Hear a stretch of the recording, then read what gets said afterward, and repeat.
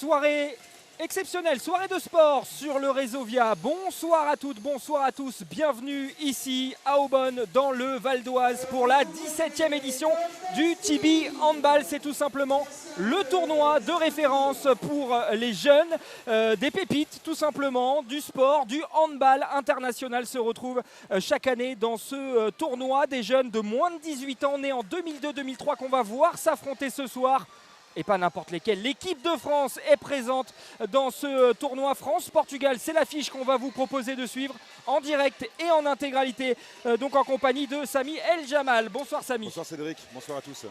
Entraîneur, ancien entraîneur de Sannois Saint-Gratien, Sannois, handball, directeur sportif actuellement de ce club qui est basé ici dans le Val d'Oise en région parisienne. Et vous êtes également le sélectionneur de la formation départementale du Val d'Oise. On va donc se lancer dans cette rencontre force France-Portugal.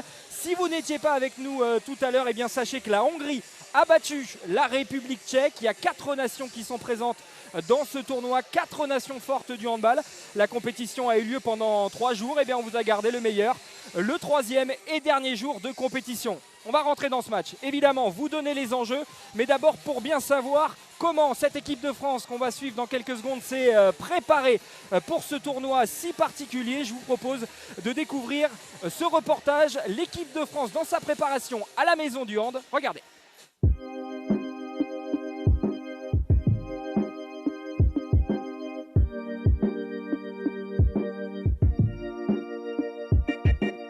Les sensations sont intéressantes. C'est toujours de toute façon un vrai plaisir de découvrir des joueurs, de rencontrer des joueurs. Pour l'instant, on a fait un seul entraînement, mais les sensations sont intéressantes. Une nouvelle catégorie, du coup, nouveau staff, découverte. C'est vraiment intéressant de voir de nouvelles personnes, des personnes qui sont à l'écoute pour nous et qui nous aident. Et, ouais, et voir des nouveaux joueurs aussi, donc avec qui on peut créer des affinités. C'est intéressant. Ouais. Il faut aussi en très peu de temps construire un langage. Le langage, c'est un peu le jeu, c'est-à-dire de quelle façon on joue. Donc c'est un petit peu la priorité du moment. Voilà, ce matin, on a été tout de suite sur des choses très simples. Il y a des fondamentaux où c'est la base du handball, courir dans son espace, apporter du danger. Et ensuite, on a retravaillé notre plan de jeu et ce qui va arriver pendant le Tibi. On construit une équipe en 2-3 jours. Et on se présente pour un premier match. C'est toujours un peu l'appréhension de savoir alors qu'est-ce qu'on vaut réellement. Ça marque le début d'une ère et le premier match, bon, pour voir déjà, pour se jauger je pense. Se jauger et voir ce qu'on vaut dès le début et voir la marge de progression qu'on doit avoir. Une force, c'est déjà la cohésion, hein, comme on a dit, déjà, on s'entend déjà tous bien, on se connaît tous bien. Sur le terrain, ça nous aide bien. Ça se passe très bien, avec le groupe aussi, on s'entend tous très bien.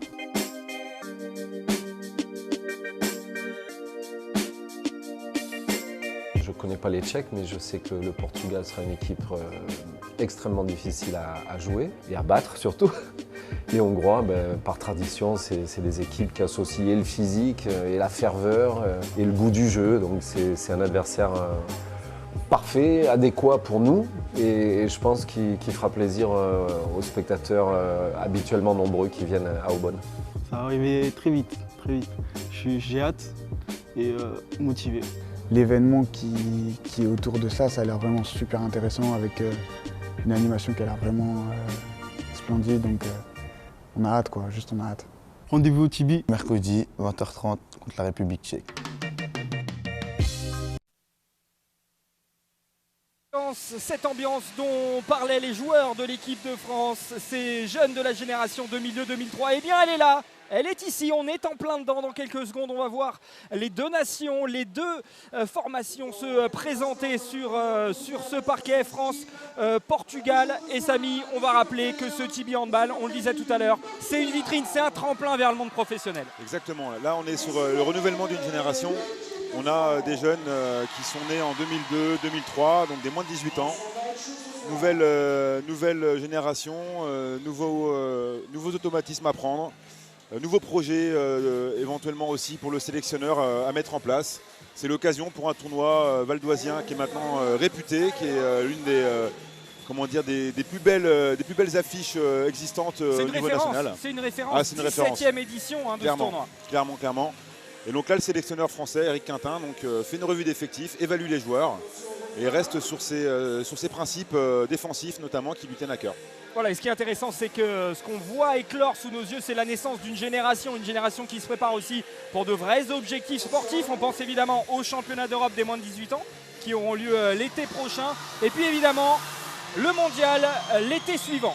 On va profiter un petit peu de cette ambiance ici au complexe Lucas Ballot, donc dans le Val d'Oise. Vous le voyez, on est passé en ambiance tamisée, Samy. La lumière, elle est que sur nous, mais vous le voyez sur le parquet. Eh bien, on est monté d'un cran dans l'ambiance avec un vrai public qui répond présent. 2500 personnes qui sont ici, qui viennent remplir les gradins pour assister à cet événement. Exactement. On a vraiment là une référence des tournois, pas uniquement sur le niveau de la compétition et les équipes invitées, mais également sur toute l'ambiance. Il y a un village sportif à côté du terrain. Il y a des LED qui permettent de mettre vraiment une qualité à l'ambiance. Et surtout, c'est qu'on a la réputation d'un tournoi qui maintenant attire énormément de monde. Et on a un tournoi avec une salle remplie, voilà, tout simplement. Voilà, parce qu'on vient tout simplement aussi découvrir des futurs stars. On peut penser à Mikkel Hansen, le Danois, célèbre joueur du Paris Saint-Germain qui a à peu près tout gagné dans sa carrière. Eh bien, c'est un homme qui est passé ici sur ce parquet, qui a participé au Tibi. Alors évidemment, on va être attentif. Est-ce que là, il y a là de futurs stars sur ce parquet ce soir? France-Portugal, le match va démarrer dans quelques secondes. Je le disais tout à l'heure, il y a eu le 5e des 6 matchs de cette compétition qui a eu lieu tout à l'heure. Vous étiez peut-être avec nous pour suivre cette rencontre entre la Hongrie et la République tchèque. La Hongrie s'est imposée sur le score de 34-23, large victoire pour les Hongrois. Conséquence, eh bien, ces Hongrois remportent la compétition, remportent ce championnat à 4 équipes. Mais il y a malgré tout pour l'équipe de France qui est pour l'instant deuxième au classement un vrai enjeu. Et en l'occurrence, il faut maintenir cette deuxième place au classement, Samy. Tout à fait, déjà parce qu'on joue chez nous, devant notre public, et que ça tient à cœur à l'équipe de France de bien figurer sur ce tournoi, parce que historiquement, l'équipe de France, en tout cas sur ces dernières années, a toujours remporté ce tournoi. Mais il y a les Hongrois qui se sont mis sur la route avec une victoire sur le tournoi l'édition passée et maintenant également en 2019. Voilà, les Hongrois qui ont donc signé un doublé en battant la République tchèque. On va évidemment avoir le temps de revenir tranquillement sur le parcours de cette équipe de France. Mais d'abord, écoutez l'ambiance parce que là, ça va être l'équipe de France qui va entrer sur ce parquet.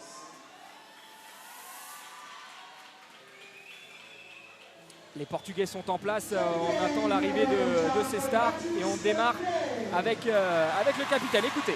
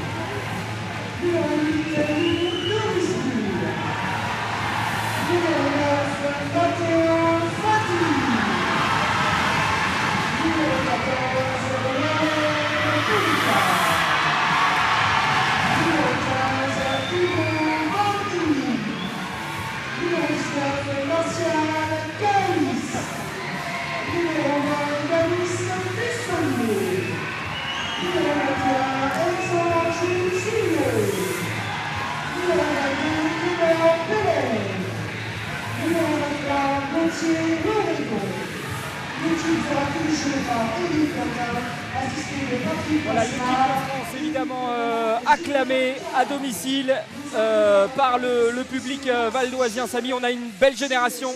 Cette équipe de France, elle est belle. Oui, en tout cas, elle promet de meilleurs lendemains que la génération passée. Mais on a surtout un clin d'œil à faire parce qu'il y a une innovation spéciale pour un régional de l'étape avec Willem Peleka qui est valdoisien, qui a signé au PSG cette saison. Mais voilà, qui est un jeune du secteur. L'hymne du Portugal.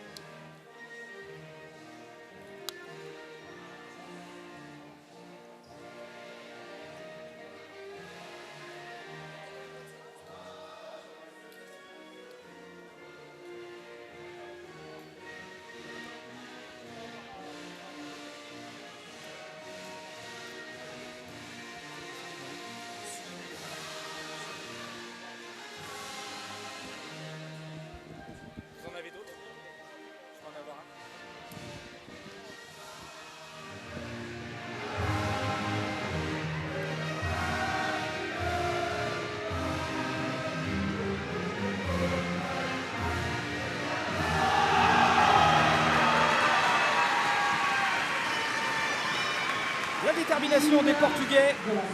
Place maintenant à la Marseillaise.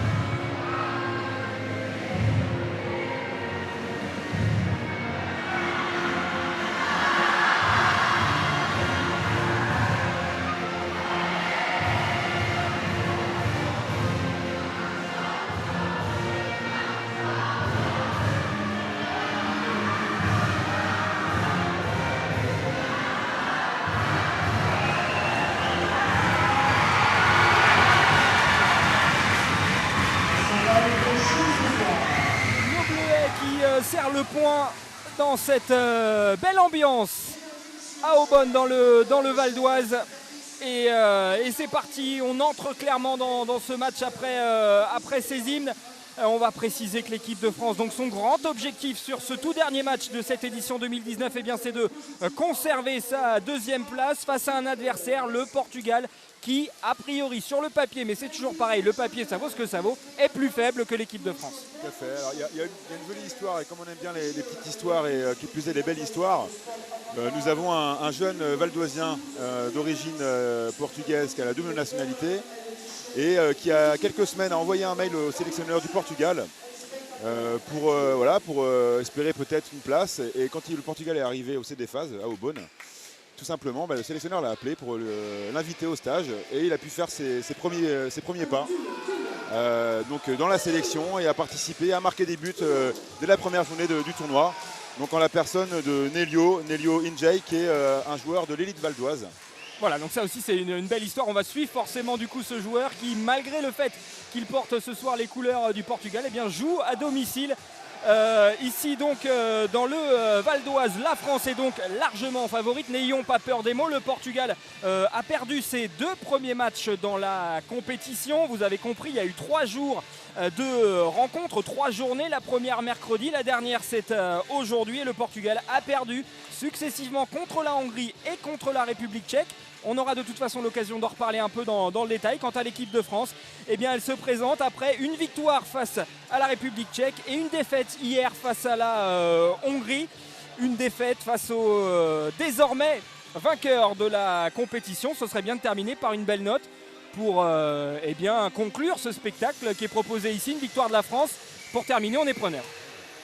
Exactement, mais je pense que la France va vouloir réagir après la défaite d'hier. Malgré les 3 jours de compétition, malgré la charge d'entraînement et les efforts fournis, la France va sûrement nous proposer un beau match et va vouloir rapidement prendre les devants. Allez les minots, allez les bleuets, on est clairement ici en direct sur le réseau via supporters de cette équipe de France. Forcément, peut-être qu'on peut sortir les drapeaux, on en voit quelques-uns ici dans les tribunes. Parce que notre équipe de France se présente face au Portugal pour le tout dernier match de cette compétition. Voilà, on est en train de prendre un petit peu connaissance du ballon pour se lancer. Et Samy, avec toi, on va avoir l'occasion de revenir sur les profils des joueurs à suivre de cette équipe de France. Des joueurs français comme portugais d'ailleurs, qui peuvent aussi avoir en tête dans un coin de leur tête justement les Jeux Olympiques de Paris en 2024. Pour les Français, ce serait tout particulier évidemment de pouvoir disputer une telle compétition à domicile. Et ces jeunes-là, qui ont moins de 18 ans, on l'a dit, ils sont parfaitement dans la tranche d'âge. Ils seront peut-être encore un peu jeunes, mais ils peuvent y penser. Oui, alors c'est vrai que c'est un rêve pour tout joueur et tout athlète de pouvoir participer au JO. Après, voilà, moins de 18 ans, 2024, donc c'est dans 4 ans. C'est possible qu'il y ait un joueur qui puisse en tout cas participer à l'aventure. Une pépite, pourquoi pas, alors que l'équipe de France ouvre la marque par Peleka. Voilà, donc là typiquement la défense d'Éric Quintin, donc une 1-5 avec des intentions de harcèlement du porteur de balle. Donc vous voyez, il y a beaucoup de profondeur, beaucoup d'étagement des défenseurs. Et on est en région parisienne, c'est un joueur du PSG Handball qui a ouvert la marque 1-0 pour l'équipe de France. Ouh, le double arrêt qui fait du bien là pour l'équipe de France. D'emblée, notre portier qui s'impose. Allez, les Portugais, ce tir qui s'échappe largement, qui vont essayer évidemment par orgueil, parce que jouer contre l'équipe qui évolue à domicile, ça motive. Ouais, puis là il y a une ambiance vraiment exceptionnelle pour un match, surtout pour des moins de 18 ans, c'est une très belle expérience. Et pour ce premier rassemblement, je pense qu'ils vont déjà nourrir de beaux souvenirs. Voilà, parce qu'on l'entendait aussi un petit peu tout à l'heure dans le reportage qu'on a vu sur la préparation à la maison du handball. C'est des jeunes qui apprennent à se connaître, finalement. Et décidément, Peleka, le joueur du PSG Handball avec son numéro 14 que vous voyez à l'image, est apparemment en forme. 2-0, doublé pour lui. Oui, c'est vrai que Wallem a été un peu en difficulté là, sur les deux premiers matchs du tournoi. Sûrement aussi un peu la pression du maillot, la pression de jouer à domicile. Donc il a sûrement à cœur de vouloir montrer les choses. Et en tout cas, il les montre d'entrée de jeu là avec 2 buts. Allez, évidemment pour Éric Quintin, le sélectionneur, vous l'avez compris, l'enjeu il est très clair. C'est voir sur qui il peut compter pour les prochaines grandes échéances. Côté portugais, c'est pareil. Et les Lusitaniens qui ouvrent leur compteur. 2-1.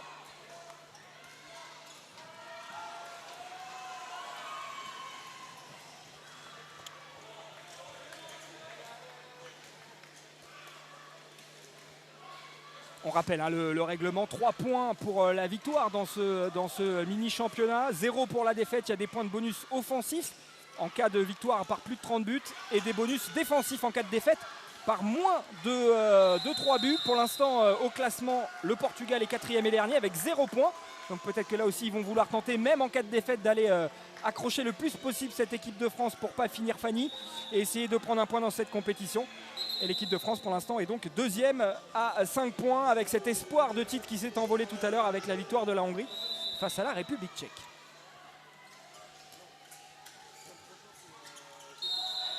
Allez, pour l'instant défensivement l'équipe de France est solide. Ouais, il concède un penalty sur une relation de passe trouvée avec le pivot, avec une défense, ce qu'on appelle en zone. Donc des défenseurs qui ont empiété dans cette zone qui est réservée aux gardiens. Allez, et ça fait donc la possibilité pour João Gomes de remettre le Portugal à 2-2. Mais décidément, notre gardien est en feu, Clément Franck. Lui qui évolue à Célestat. Fait un très bon début de match. Il est chaud, le portier tricolore. Oui, on a été déjà habitués, pour ceux qui ont suivi le match précédent entre la Hongrie et la République tchèque, à des premières mi-temps vraiment en faveur des gardiens. Pour l'instant, les défenses prennent le dessus. Après 5 minutes, 2-1 au score. Écoutez, là, c'est le début, c'est le poids des 2 jours de compétition. Donc le temps que les organismes se remettent en mouvement. Voilà, parce que là, c'est 3 jours, enchaîner des efforts. 3 jours comme ça enchaînés, un peu inhabituel pour ces joueurs, pour ces jeunes. Oui, sachant qu'en général, pour les équipes professionnelles comme le Paris Saint-Germain qui enchaînent des matchs tous les 3 jours parce qu'ils sont engagés sur des compétitions différentes, notamment européennes, c'est déjà un rythme soutenu toute la saison. Donc là, des jeunes qui ne sont pas habitués, qui jouent 3 jours d'affilée à un niveau de jeu international. Allez, attention, ceci là, ça va très vite pour l'équipe de France. Et c'est au fond, vous entendez à chaque fois que les Bleus marquent cette ambiance. Ici, c'est Léo Plantin voilà, qui marque. Le fils de Stéphane Plantin, ancien bargeot, champion du monde, qui évolue sur Nancy. Éric Quintin, le sélectionneur, lui-même ancien bargeot également de l'équipe de France. Voilà, le hand aussi, affaire de famille. On a la chance, en effet, d'avoir une grande famille de joueurs expérimentés, titrés, qui maintenant partagent leur expérience. Et après un peu plus de 5 minutes de temps de jeu dans cette première période, vous le voyez, la France mène 2 buts, 3-1. Alors là, typiquement, on a une défense française qui est présente dans les duels. et qui pour l'instant fait déjouer l'attaque portugaise. C'est le principe de cette défense 1-5, dite homme à homme. Allez, disons-le franchement, l'équipe de France est entrée par le bon bout. Là, prend ce match par le bon bout. Ces premières minutes ont de quoi rendre optimiste là sur ce début de match.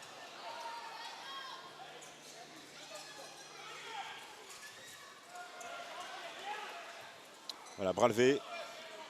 L'équipe de France a 6 passes maximum pour essayer de trouver une solution en étant dangereux. S'il refuse le jeu, l'arbitre va siffler jeu passif. Ah, c'est tenté, il fallait y aller. Et cette fois-ci, ça n'a pas marché pour Walem Peleka. Lui qui a déjà marqué 2 buts dans cette rencontre. On en reste donc à 3-1. Alors évidemment, ce n'est pas une surprise, hein. L'équipe de France est l'équipe qui a le plus participé au Tibi. Logique, on est à domicile et qui a évidemment du coup remporté le plus la compétition. 9 victoires au total dans le palmarès de cette équipe de France. Évidemment à chaque fois avec des générations différentes parce qu'on a bien compris qu'on est sur des renouvellements tous les 2 ans dans ce Tibi. Le temps pour les joueurs de se découvrir, de créer une nouvelle génération pour participer au Tibi, puis au championnat d'Europe, puis au championnat du monde. Mais ça signifie aussi, et c'est pas une surprise là non plus, que le handball français en termes de formation, c'est très fort. Le Tibi est une référence, la formation à la française est également une référence. Voilà, maintenant depuis plus de 10 ans, on essaie de nous copier, on vient s'inspirer de ce que les clubs, les comités, les ligues et la fédération met en place pour avoir quasiment tous les ans des équipes performantes à tous les étages. Jet de 7 mètres, Joao Gomes, le numéro 9 portugais qui s'avance face à Clément Franck. Voilà, Portugal peut recoller. L'arbitre demande à la France de reculer sur le jet de 7 mètres. Et le poteau, mais ça profite derrière au numéro 8 portugais Thomas Abreu. Voilà, Eric Quintin qui est mécontent parce que sur un penalty comme ça, on doit pouvoir récupérer cette balle.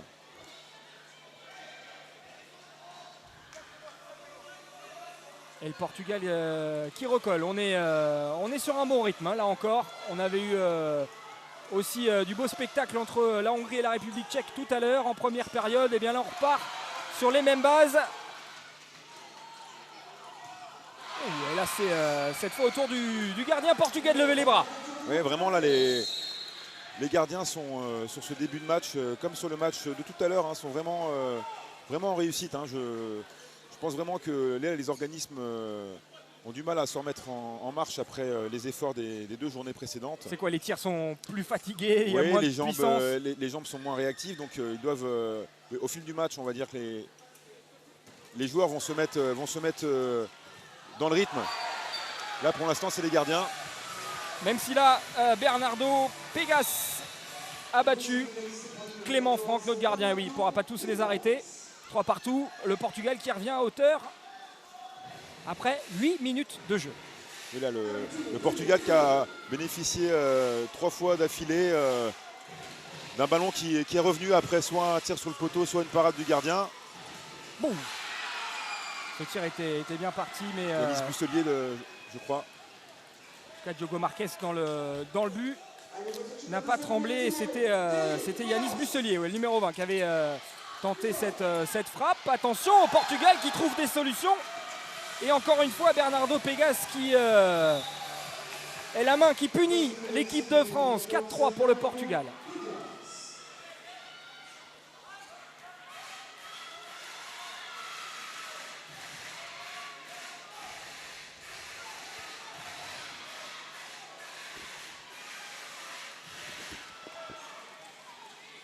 Allez, l'équipe de France qui va tenter de trouver les espaces offensivement pour aller égaliser. Encore une fois, une tentative de Yanis Busselier. Pas plus de réussite. Ouais, donc là, il prend un tir, ce qu'on appelle un tir coin court, premier poteau. Le gardien doit être présent, il est présent. Manque de réussite avec ce tir de Yanis. Allez, on entendait c'est pas grave sur le banc français. Évidemment, on est encore au tout début de cette rencontre. Rien de définitif. Mais le Portugal est en tête. Là, ça fait déjà 3 ou 4 situations dangereuses qui aboutissent à un penalty ou à un but côté droit de cette défense française. Et Il va y encore, avoir des réglages là à ajuster. encore Joao Gomes, ça marche, pourquoi changer? Ça marche encore et ça fait encore but et ça fait 5-3 pour le Portugal. Walem qui est un peu en difficulté dans le secteur défensif. Voilà, sur le côté, Walem Peleka et Léo Plantin. C'était le beau zappé avec un beau saut, mais c'est passé au-dessus. Walem Peleka qui a tenté ce tir, le numéro 14, qui frappe un peu quand on voit ces deux équipes. Ces différences de gabarit, on a l'impression que l'équipe de France est plus véloce, plus puissante que son adversaire du soir. Est-ce que ça suffira à gagner? C'est pas sûr du tout. Mais en tout cas, ça marque, on voit vraiment des beaux gabarits côté français. Oui, il y a des beaux profils. Hein. D'ailleurs, là, vous allez bientôt voir un arrière-gauche qui va rentrer dans la personne de Clément Pellen. Clément Pellen qui est originaire de Bretagne. Et pendant ce temps-là, c'est Hugo Costa qui marque. Et attention, plus 3 pour le Portugal. En effet, on a les remplaçants sous nos yeux qui s'apprêtent à entrer en piste. Alors que, voilà, attention, cette perte de ballon. Ouh là là. Il s'est trompé. Il s'est trompé là face au gardien. Le but n'était pas assez grand. C'était Bernardo Pegas. Allez, chercher à l'aile peut-être la solution. Oh, oui. Joli. Un tir, ce qu'on appelle casquette, à ras des oreilles. Il a ramené les bras du gardien vers le bas. Il a réussi à remonter la balle. Très belle finition. Et c'est signé du numéro 3, donc Valentin Bzdinga.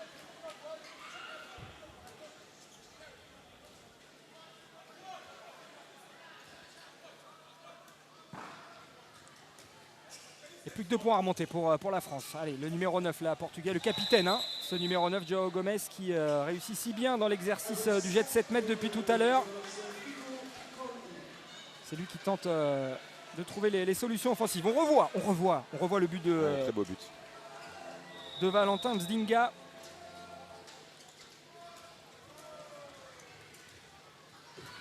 C'est puissant encore. Et Clément Franck qui retrouve la main sur cet arrêt pour détourner ce ballon. Là, vous avez vu, l'équipe de France est redescendue en 0-6. Alors c'est étonnant parce que Eric Quintin me disait au début du tournoi, voilà, qu'il est aussi là pour faire évaluer les jeunes. Et que c'est vrai qu'il a un managerat au chronomètre, c'est-à-dire comme il veut donner du temps de jeu, que tout le monde soit concerné. Ce qui est aussi une bonne chose. Il fait tourner les joueurs sur le terrain. Mais il reste fidèle à ses principes. Et la défense 1-5 notamment est son principe de jeu préféré. Et Hugo Costa prend 2 minutes. Donc là on va voir si l'équipe de France reste en 0-6 pour essayer de remonter au score. Parce que bon, malgré tout, hein, l'équipe de France veut essayer de reporter, de terminer ce tournoi sur une bonne note. Voilà, et donc il va y avoir 2 minutes, hein, vous l'avez compris, de supériorité numérique pour notre équipe de France. C'est un moment, une chance à saisir à ce moment-là du match, puisque la France est menée. Voilà, donc les 2 premières rotations avec ce grand profil arrière-gauche qui nous vient de Bretagne, Clément Pellen. Voilà, qu'on va voir ici avec le ballon. En effet, un très beau gabarit. Il y avait l'espace là pour se projeter. Un beau gabarit là qui a failli trouver la faille. Et qui a obtenu le penalty pour une défense en zone. Et nous avons aussi le numéro 19. Numéro 19 de l'équipe de France. Martial Caïs. Voilà, Martial Caïs qui a été rappelé en de dernière minute, je crois, suite à la blessure d'Alexis Berthier, qui est un jeune joueur de Montpellier. Allez, là c'est Matteo Faduil Crépi qui se présente et qui marque et qui déchaîne les foules. Voilà, Matteo qui est un jeune joueur au centre de formation de Nantes, mais qui est aussi originaire de la région parisienne. terre de hand l'Île-de-France. Oui, forcément, il y a une population, il y a une densité de joueurs qui est bien plus forte que partout ailleurs en France. Il y a des clubs professionnels, il y a des structurations de formation et il y a une détection qui est vraiment optimale dans le handball français. Et donc beaucoup de joueurs sont issus de l'Île-de-France. Allez, en attendant, le Portugal est toujours devant. On a profité de la sortie du gardien, j'allais dire, mais non, pas tout à fait, parce que ce tir signé Hugo Vanet passe à côté du cadre. On en reste là 6-5 toujours pour le Portugal. Un Portugal qui participe pour la première fois au Tibi. Une nation pas forcément parmi les meilleurs du handball européen ou mondial. C'est leur toute première participation ici. Des Portugais qui avaient terminé 12e du dernier Euro moins de 18. C'était à l'été 2018. Et ils avaient fini aussi 4e du dernier mondial U18. C'était une autre génération là encore. C'était en Macédoine. Ils avaient fini derrière l'Égypte, l'Allemagne et le Danemark. Mais c'est des résultats qui laissent penser que le Portugal tape à la porte du très très haut niveau au niveau international. Oui, c'est une nation qui émerge au niveau de la formation, qui commence de plus en plus à se structurer, à avoir un encadrement, une qualité des techniciens qui permettent, notamment aussi sur la détection, qui permet de commencer à sortir et espérer exister un petit peu sur la scène internationale, notamment d'abord chez les jeunes. On a un temps mort, alors on profite de ces belles actions, de ces beaux buts qui ont été inscrits pour l'instant dans cette première partie de première période. Temps mort, qu'est-ce qui ne fonctionne pas chez l'équipe de France? Est-ce que ça ne fonctionne pas ou est-ce qu'il ne faut pas s'affoler? Se dire qu'on continue comme ça pour lancer la machine et finir par user cette équipe du Portugal, ou est-ce qu'il faut changer des choses? Moi je pense que la mise en route prend un peu de temps, que Eric a dû recentrer un petit peu sur des comportements défensifs et notamment calmer un petit peu le jeu là où il y a un peu de précipitation, il y a quelques choix qui sont offensifs qui sont un peu défaillants sur la finition. Donc il a dû recadrer un petit peu les choses pour espérer trouver un peu plus de fluidité dans le jeu.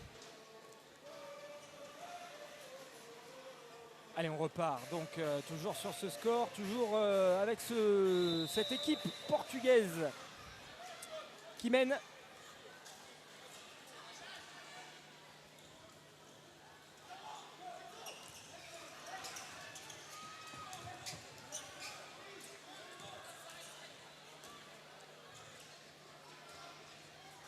Attention au tir, oui c'est parti. Mais sans trop de problèmes pour Clément Franck qui intervient bien. Allez, c'est maintenant qu'on peut peut-être revenir à égalité, ce serait une bonne idée.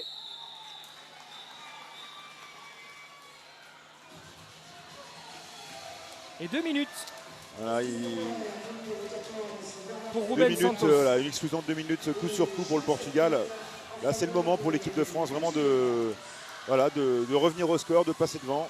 On n'a pas trop profité de la précédente supériorité numérique. Là on a un jet de 7 mètres qui peut déjà nous ramener à 6 partout. Et puis après pourquoi pas en effet enchaîner et profiter de ces 2 minutes où le Portugal sera un de moins. Et vous le voyez avec son numéro 9. C'est une nouvelle fois Matteo Fadwil Crépy qui va se présenter devant le portier portugais Diego Marques. Le duel est remporté par le Français. 6 partout. Matteo Fadwil qui est un joueur qui a fait le spectacle sur le match précédent. Un joueur talentueux.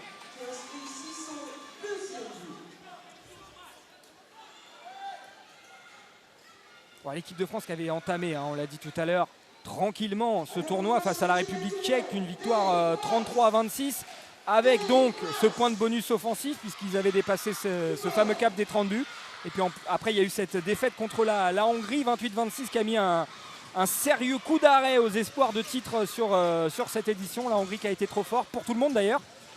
Parce qu'on rappelle que c'est bien la Hongrie qui a remporté ce tournoi. Mais Samy, toi quel regard tu portes sur ces 2 premiers matchs? Victoire contre la République tchèque, défaite contre la Hongrie. Oui, contre la République tchèque, l'équipe de France avait fait belle impression. Et c'est vrai que la défaite d'hier soir aurait pu être bien plus sévère parce que je crois vers la 50e, il y avait 6 buts de retard pour l'équipe de France. Eric a fait le choix de changer sa défense avec 2 joueurs avancés, ce qu'on appelle une 2-4-2 zone, et a permis, on va dire, de revenir au score, mais ça n'a pas suffi pour espérer accrocher un résultat. Voilà, mais c'est les réglages, hein. C'est les réglages d'une nouvelle génération qui se retrouve. Elle doit apprendre à jouer ensemble, à gagner ensemble et à perdre ensemble. Et la France est passée devant 7-6 dans cette partie. Donc Clément Franck, il est bien là.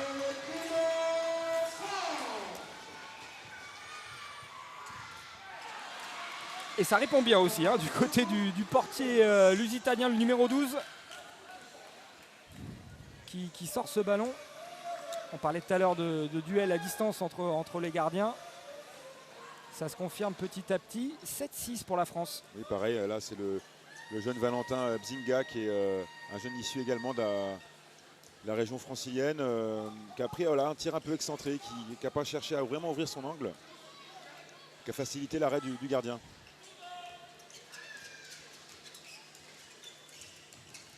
Allez, les Portugais à l'attaque, ce ballon qui échappe. Et la France peut faire le mini break.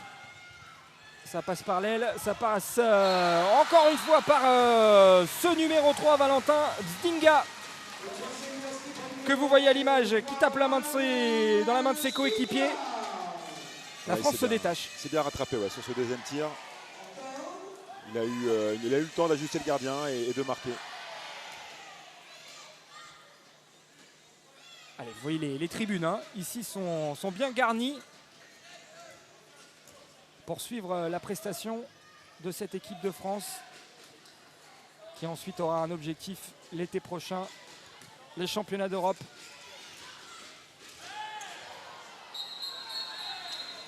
Voilà, donc là une exclusion temporaire de 2 minutes pour notre défenseur français qui est positionné en 3 hauts, qui perd son duel, qui accroche le défenseur, et naturellement l'arbitre qui revient sur cette sanction. Baptiste Clay qui sort, 2 minutes donc.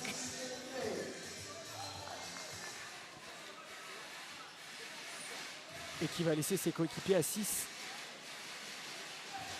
pendant les 2 prochaines minutes. Il va donc falloir gérer, au moins faire en sorte que le Portugal ne repasse pas devant. Pour l'instant, on n'a qu'un but d'avance. 8-7. Voilà un mouvement où les ailiers font mine de rentrer et ressortent, histoire de perturber un petit peu la répartition défensive. Malheureusement, là, il y a l'arbitre qui siffle un passage en zone du pivot. Et ça fait un ballon d'attaque pour le Portugal, qui a la possibilité de revenir. Allez, on est comme sur le précédent match, un départ tout feu, tout flamme. Là, ça baisse un petit peu. Oui, il y a le Portugal, je pense, qui est vraiment pied au plancher, là, qui veut tout de suite exister pour essayer de faire douter un peu l'équipe de France après sa défaite. Mais nul doute que l'équipe de France va monter en puissance sur le match. Ruben Santos, le numéro 11, qui marque pour le Portugal.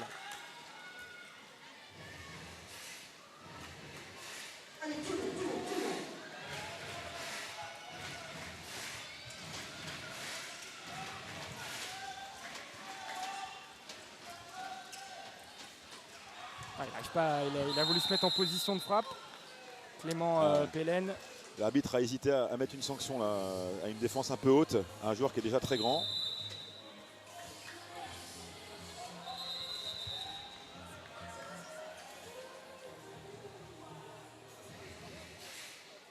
Voilà, on a messieurs Chifolo au sifflet ce soir pour ce match. Certainement des frères, je suppose. Ils ont presque même l'air jumeaux quand on les regarde. Voilà donc pour l'arbitrage. On avait tout à l'heure une paire de dames pour Hongrie-République tchèque. Là, on a une paire de messieurs pour arbitrer ce match dans lequel l'équipe de France a toujours une longueur d'avance, 9-8.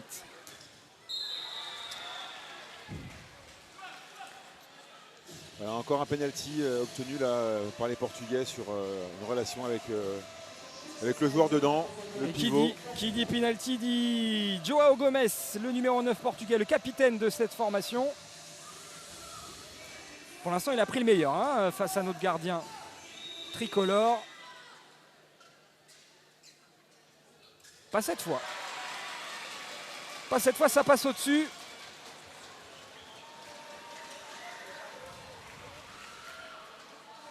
Et toujours 9-8.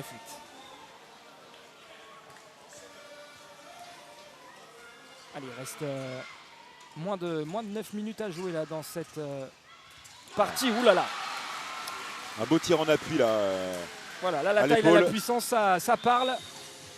Un tir coin long, petit filet.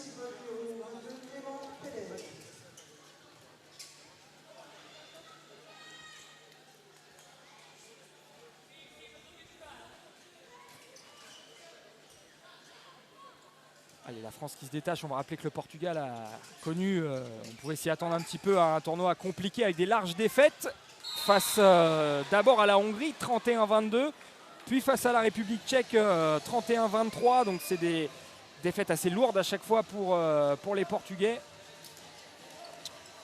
Et voilà, là on a les Portugais qui arrivent à manœuvrer quand même et mettre en difficulté sur les duels. Faut-il encore que derrière ils puissent convertir leur penalty,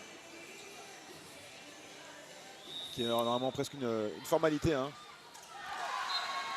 Gustavo Marques qui marque. Il sert le point. Le numéro 5 portugais. Parce qu'il garde son équipe dans le match. Là vous voyez une défense française hein, qui est ce qu'on appelle sur une homme à homme. Donc responsable chacun d'un joueur dans son dispositif d'un joueur étagé. Vous verrez que la défense va un peu évoluer sur la deuxième mi-temps. Allez, Baptiste Clé. Non. Un bel arrêt. Bel arrêt avec la main et le bras bien fermes sur l'impact. Encore ce diable de Diogo Marques qui fait des merveilles pour l'instant dans son but.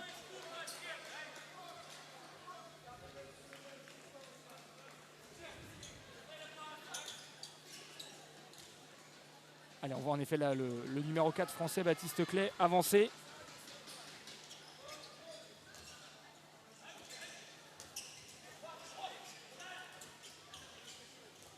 Allez, la défense française là, qui prend petit à petit le pas sur ces Portugais.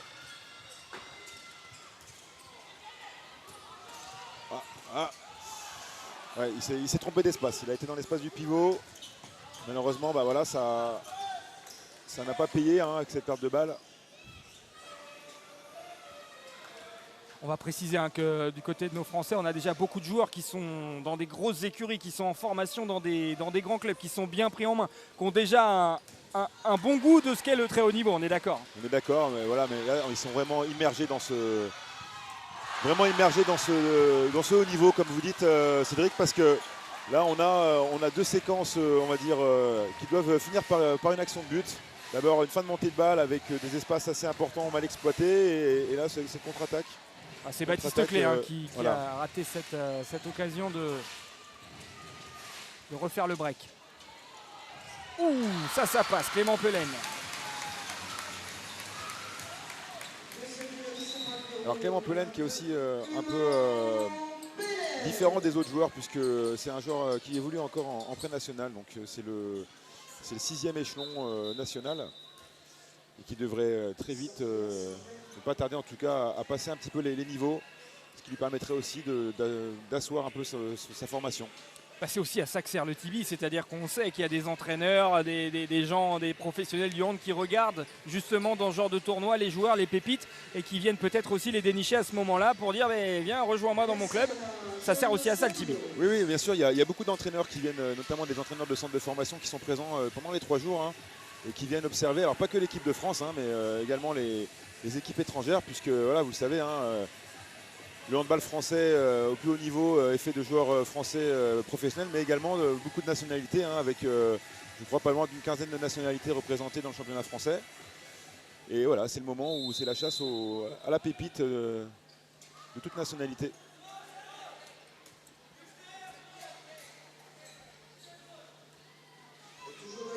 Allez, 11-9 toujours pour la France. Comment percer la défense française? Voilà ce que se demandent en ce moment les Portugais.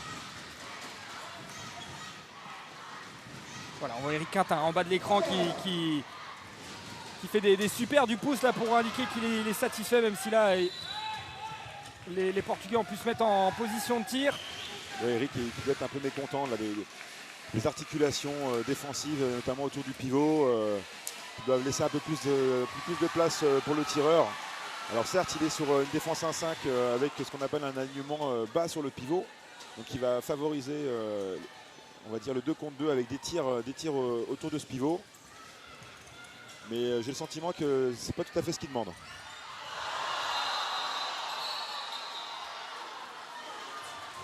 Allez, c'est le numéro 5 portugais qui comprend pas trop ce qui lui arrive. Il prend 2 minutes. C'est Gustavo Marques. On revoit le ralenti. Ouais, un beau passement de bras de Matteo Fadwil.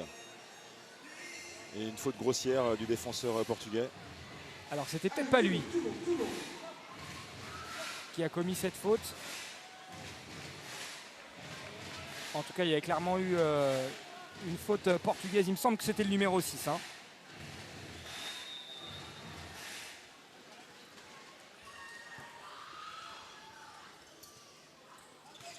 Allez, la France a le ballon.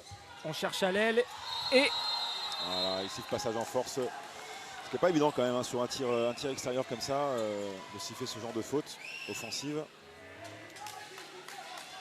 Ce n'est que partie remise pour l'ailier gauche numéro 6, Claire Servilien. allez, les Portugais, on l'a dit, en infériorité numérique. Alors qu'ils sont toujours menés de 2 buts. Ils ont fait un bon début de match, ils étaient devant au tableau d'affichage. Donc là, ce que vous voyez comme défense, il y a eu maintenant 2 joueurs. Là. Il y a 2 joueurs qui sont en dehors des 9 mètres. Et voilà, un beau but là. Ah ouais, un très beau but sur fin de montée de balle du pivot numéro 23, Loredon Gauthier, joueur du PSG, qui est défenseur très massif et qui a l'air de bien se projeter hein, sur le grand espace.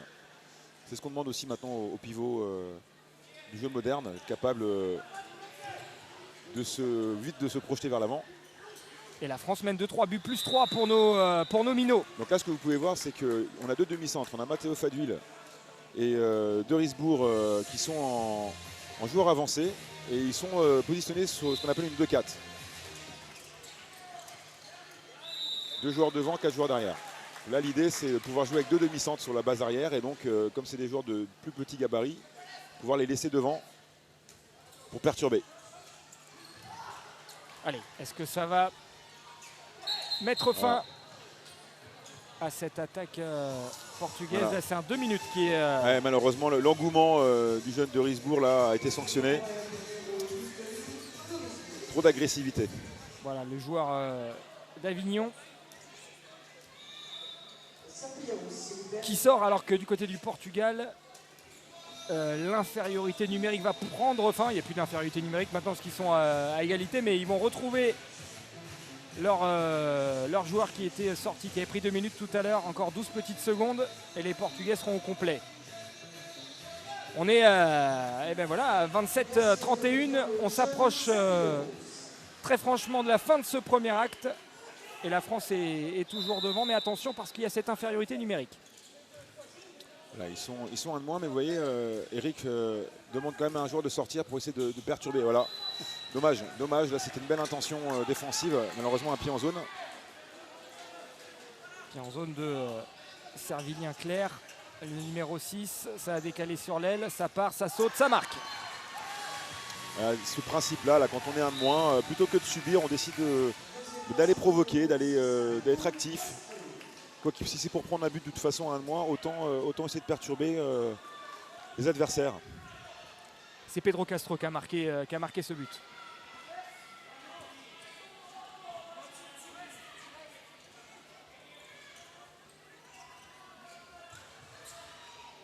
Alors on écarte Baptiste Clay qui a retrouvé l'axe, on est reparti de l'autre côté. Et c'est encore une fois le portier portugais qui sort ce ballon. Bon réflexe, il est chaud lui. Hein. Ça aurait été une belle opération là, de pouvoir marquer un de moins.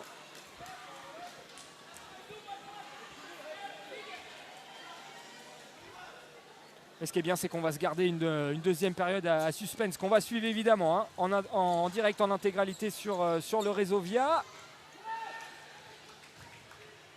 Voilà, Eric, même un de moins qui demande absolument à l'équipe de jouer vite. Allez, pourquoi pas trouver la faille là. Voilà. Un penalty obtenu pour le jeune Fadouil. Qui va s'en charger lui-même ou pas. Non, il laisse ce ballon à Servilien Clerc, le numéro 6 de cette équipe de France. Le joueur du Charente Handball face au portier portugais. C'est dedans, 13-10 pour la France. 3 points d'avance alors qu'on s'approche très franchement de cette fin de première période. L'équipe de France pose une option sur ce match. Ouais, joli. Ils ont l'occasion de revenir à 4 buts, enfin prendre 4 buts d'écart. Ils ont largement le temps de placer une dernière attaque. Surtout que maintenant ils sont à égalité, la fin des 2 minutes. 7 contre 7 donc pour aborder ces toutes dernières secondes. 20 secondes encore. Allez, il faut bien aborder cette phase offensive. Il s'est bien retrouvé dans l'axe. Ah là là, belle passe de Matteo. Hein. Malheureusement, voilà, le pivot n'a pas su conclure avec un bel arrêt du gardien. Allez, on va en rester là. Non, pas tout à fait. Le numéro 6 portugais Pedro Castro en a décidé autrement. Il y a donc 2 buts d'écart à la mi-temps de cette rencontre entre la France et le Portugal. Samy, ce qu'on peut dire, c'est que le Portugal est très bien rentré dans ce match, a dominé les premières minutes, mais la France a petit à petit renversé la tendance et rentre au vestiaire. Allez, on peut le dire un peu tranquille parce qu'il y a 2 buts d'avance et il y a une forme quand même de maîtrise sur ce match. Oui, c'est vrai, mais voilà, faut se méfier de ces Portugais parce qu'ils ont montré qu'ils avaient quand même de la qualité, qui se jetaient sur tous les ballons. Là, on voit une balle de plus 4. Au final, en 5 secondes, la balle de plus 4 se convertit en une balle de plus 2 seulement pour l'équipe de France à la mi-temps. On va marquer une pause et on va évidemment se retrouver ici à Aubonne dans le Val d'Oise pour suivre eh bien forcément le deuxième acte de ce match entre la France et le Portugal. Dernière journée du TB Handball. On vous dit donc à très vite dans quelques minutes. On se retrouve. À tout de suite.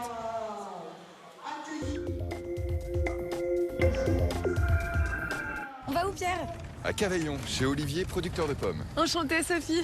Bonjour Pierre. Bonjour. Enchanté. Vous êtes sur un verger familial et qui a été créé par mon grand-père qui avait une trentaine d'hectares et aujourd'hui on a 600 hectares. Lidl, ça a été une garantie pour notre entreprise, je veux dire, ce qui nous a permis de autant évoluer. Ici, c'est éco-responsable, c'est ça? On a arrêté tout ce qui est chimique au niveau du désherbage pour garantir un produit de qualité aux consommateurs. Lidl soutient les producteurs français. Mais c'est qui est là? Sérieux là. Et Jules? Ouais quoi? Tu vois là, elle rigole. Mais quand vont arriver les frais d'études, de médecin, mon premier appart et tout le reste, alors là, ça va être tendu. Oh mais ouais, mais t'as raison. Il y a quelqu'un qui s'y connaît en plan retraite? Retraite? Pense d'abord à devenir proprio. Je sais plus qui écouter là, ça me donne envie de pleurer moi. Pas de panique les petits amis. Avec Trajectoire Patrimoine du Crédit Agricole, développez votre patrimoine dès le premier euro. Crédit Agricole, toute une banque pour vous. Cher Père Noël, cette année j'étais un petit con. Je suis bonne à rien. Après, je suis bonne tout court. À Apprentis d'Auteuil, nous voyons le meilleur en chacun des 27 000 jeunes que nous accompagnons jour après jour. Aidez-les à construire leur avenir. Faites un don. Apprentis d'Auteuil, la confiance peut sauver l'avenir.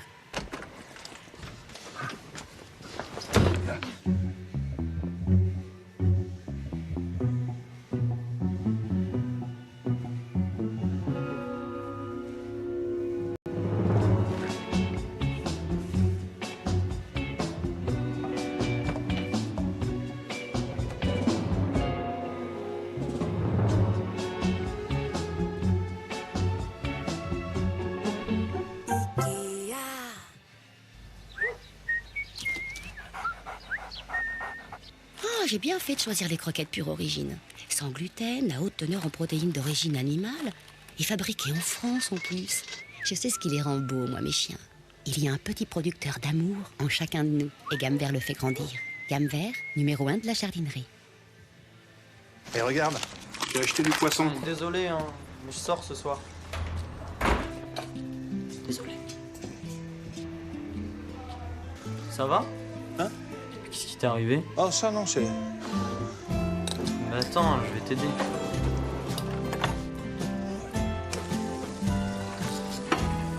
Passe-moi un oignon, s'il te plaît. Tiens.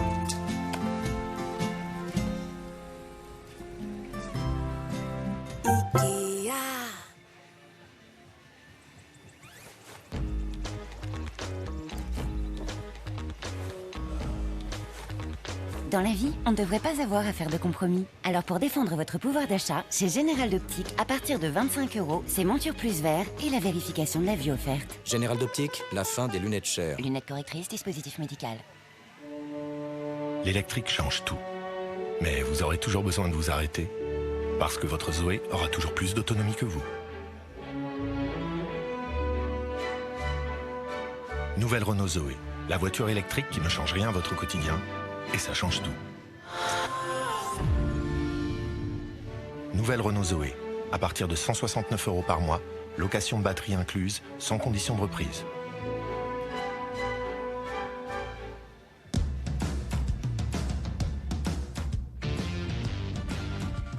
Pour entretenir votre cheminée ou nettoyer votre barbecue, munissez-vous de l'aspirateur de cendres Parkside. Avec son volume de cuve de 18 litres et sa fonction de nettoyage du filtre, il sera votre allié idéal pour aspirer les cendres de votre maison. Aspirateur de cendres Parkside, 39,99 €. Dès maintenant, en exclusivité chez Lidl. Lidl, le vrai prix des bonnes choses. T'es prêt? Mais non, le dossier m'a cendré. Je plaide dans 1 heure. Je sais, j'ai une copie du dossier chez moi. Faut juste que tu me prêtes ta voiture. Ok. Prêt à tout pour essayer la Peugeot 308 et son moteur nouvelle génération. En ce moment, profitez de 4 000 € de prime génération 2020 pour l'achat d'une Peugeot 308. Les moteurs de demain sont déjà chez Peugeot. Jusqu'à 5 000 € de prime génération 2020 sur toute la gamme.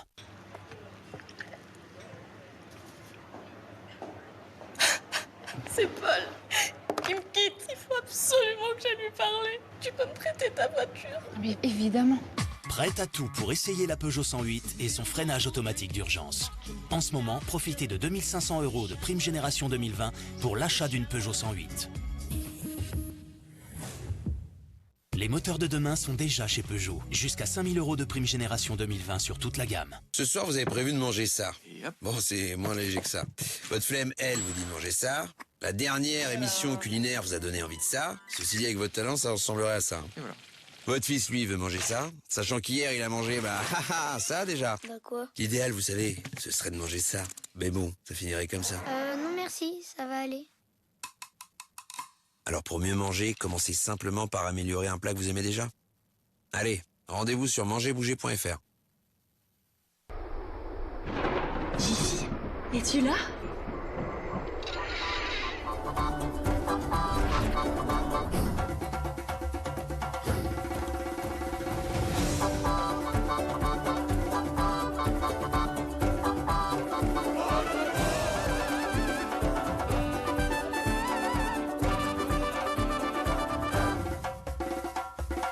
Tout Halloween est chez Jiffy. Jiffy des idées de génie.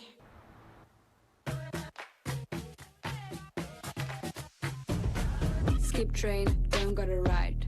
All I got is my heart and my pride. Cash money for the game on the streets. The only way to hustle is to spit it on the beats. Don't give a fuck. Don't give a fuck. I'm a girl just like. Nouvelle Renault Twingo, elle n'en fait jamais trop. À partir de 99 € par mois avec 4 ans d'entretien inclus.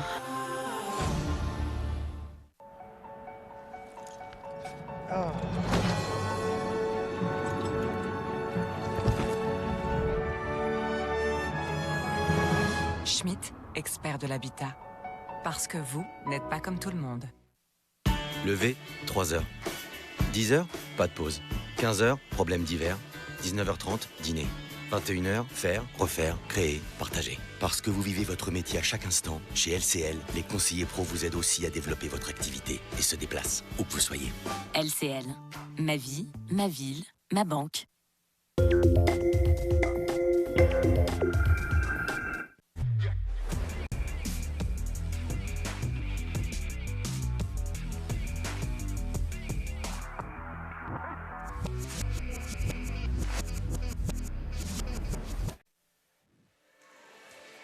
On est de retour à Aubonne dans le Val d'Oise en région parisienne, en direct toujours sur le réseau VIA, toujours en train de suivre ce très beau tournoi, ce tournoi référence dans le handball chez les jeunes, le Tibi Handball. Ici donc dans le Val d'Oise, on est à la mi-temps de la rencontre entre la France et le Portugal. L'équipe de France, vous l'avez vu si vous y étiez avec nous lors de la première période, eh bien, est en train de mener 13-11 avec un objectif.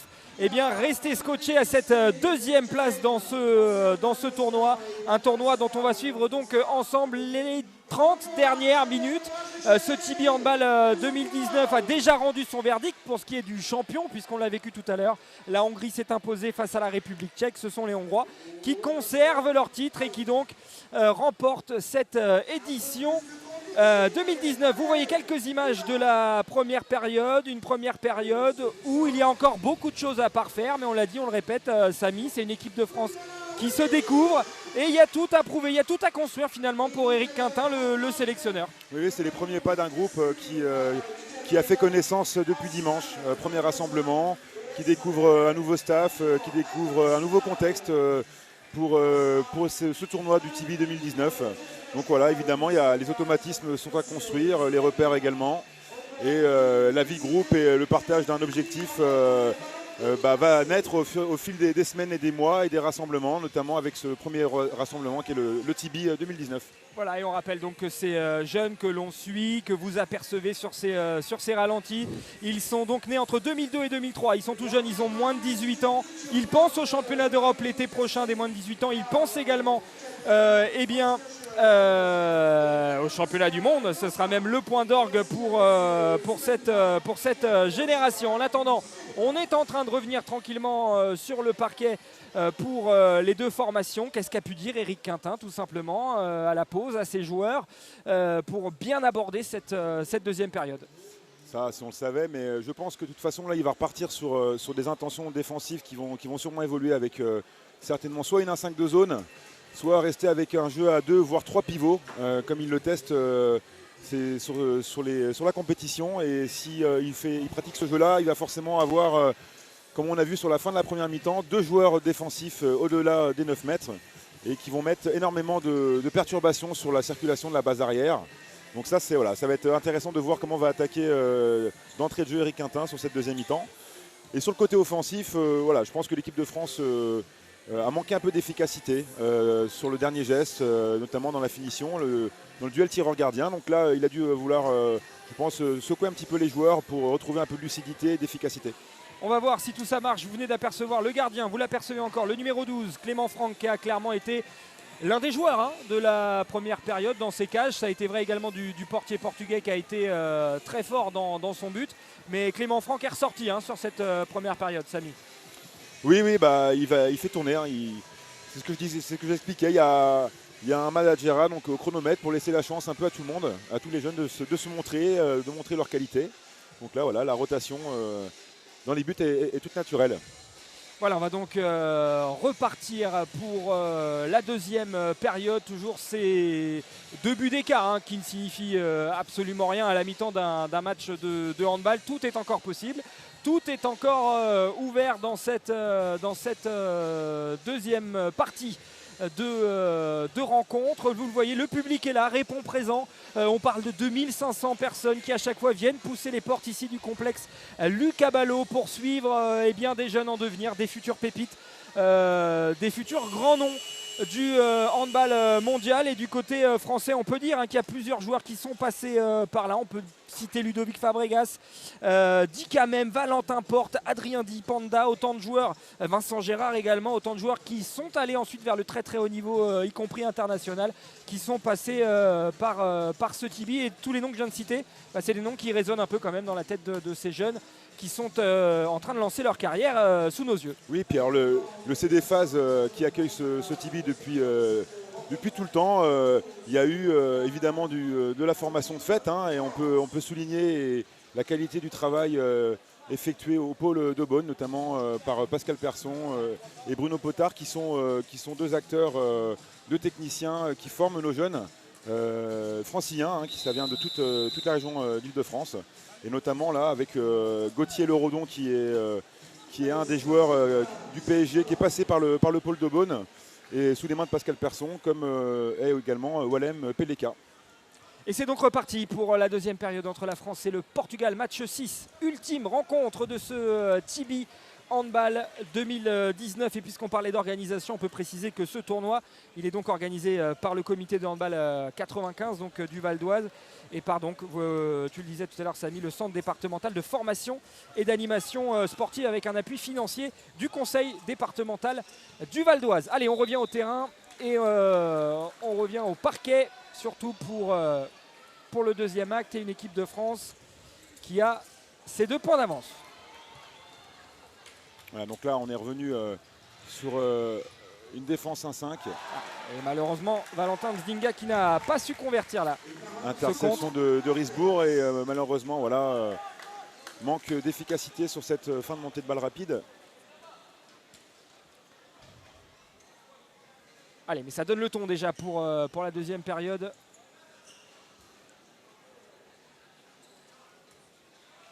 L'envie qu'ont les joueurs français de finir par une victoire.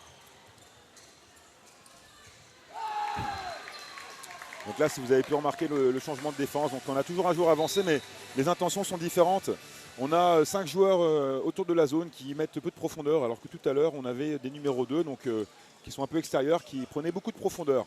Et là, on a uniquement le 3 haut, le défenseur 3 haut, donc de Risbourg, qui est là pour perturber l'attaque adverse et laisser les joueurs derrière protéger le but. Allez, inscrire ce premier but en deuxième période pour l'équipe de France, c'est fait. Il avait déjà marqué le premier but de cette rencontre, notre numéro 14, Walem Konrad Peleka du PSG Handball. Voilà, passé par le pôle de Beaune, hein, c'est exactement une bonne entame de deuxième mi-temps. Pour l'instant, il fait son meilleur match, Peleka. Donc voilà, jeune joueur passé par le pôle de Beaune sous les mains de Pascal Persson.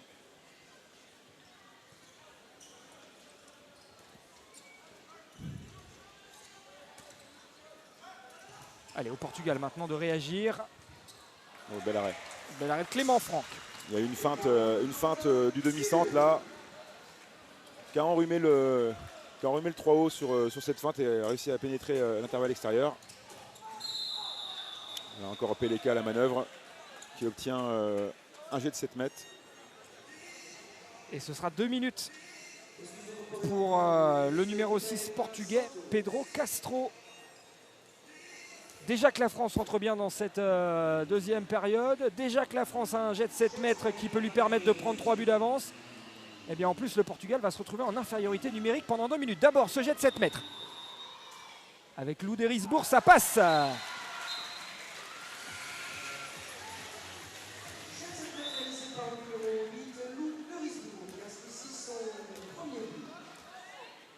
Ça fait 15-12.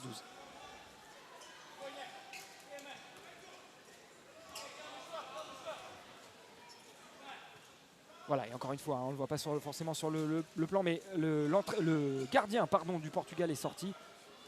Là, maintenant, avec les nouvelles règles, on peut sortir le gardien, faire rentrer un joueur pour essayer de garder l'égalité numérique, notamment quand il y a des exclusions. Voilà, et on fait sortir le joueur pour pouvoir faire rentrer le gardien.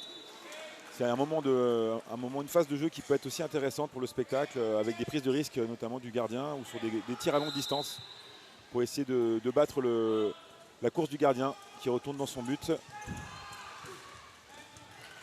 Voilà, tir contré par la défense française. Voilà, ce numéro 14 qui a été très remuant déjà en première période, Bernardo Pegas qui est un des joueurs en vue du côté des Lusitaniens.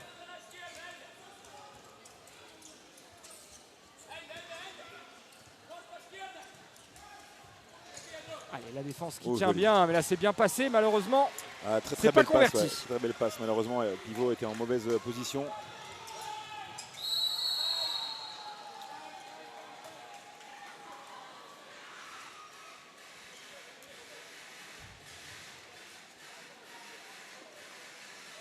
Allez, on va repartir avec ce coup franc pour l'équipe de France.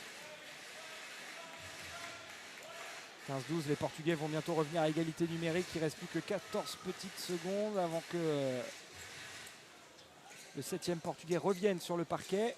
Peut-être en profiter maintenant.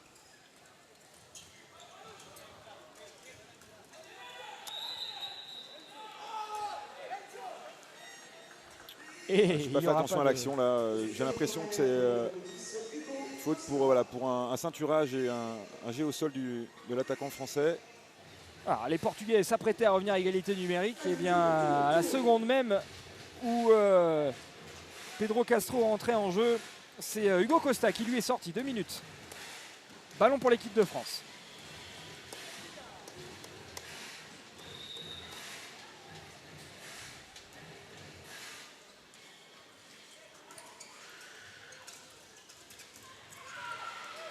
Ouh, il a tenté là. Il a été gourmand, il a été trop gourmand. Il a réussi à se réorganiser là pour aller exploiter l'intervalle extérieur. Malheureusement, la position, l'équilibre était pas évident et il a tenté une roucoulette tout simplement. Mais le gardien n'est pas tombé dans le piège. Voilà, c'était Lou Derisbourg, hein, le joueur de l'Avignon Olympique Handball.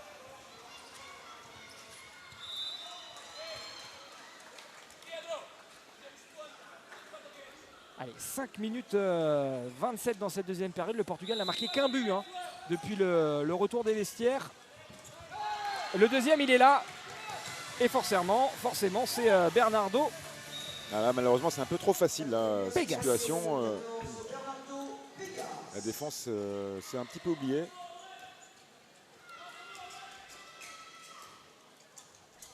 Allez, la France, on est à 7 contre 6, faut en profiter. Ce tir peut-être un petit peu prématuré. Oui, exactement. La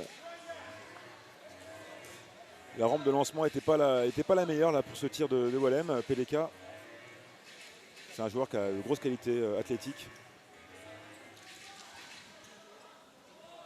Et le Portugal qui limite les dégâts en cette période de sous-nombre.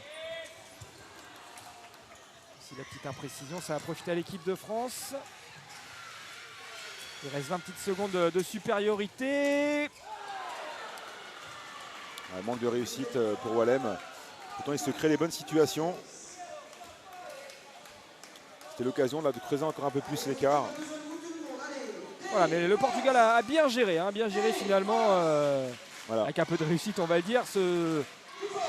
Donc là, on voit un jeu à deux pivots, hein. Avec deux demi-centres qui défendent en 3 hauts. Oula, il s'est complètement trompé là. Le numéro 17 portugais, Ruben Kalunga. Le ballon lui a échappé des mains. La France en profite, on repart. Très remuant, Louis de Rusbourg. Et il marque. Là, ils vont prévenir verbalement encore le défenseur portugais. Ils auraient pu très bien revenir sur une sanction, ce qu'on appelle sanction différée.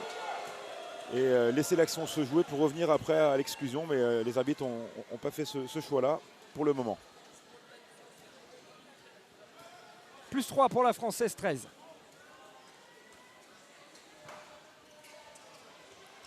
Allez, le Portugal qui a du mal offensivement. Hein.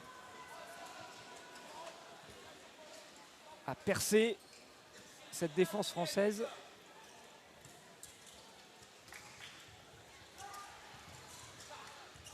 Le tir bien au-dessus du cadre et de la cage gardée par Clément Franck. La possibilité d'un plus 4 pour l'équipe de France. Ouais, il est chaud, Lou de Risbourg. Très beau but, arrivé plein fer dans l'intervalle, tir en suspension. Ce numéro 8 français là, qui, je ne sais pas comment ça apparaît à votre écran, mais nous paraît très vif, très dynamique. Ouais, c'est un joueur très explosif. Hein. Il rajoute beaucoup de vitesse au mouvement offensif de l'équipe de France.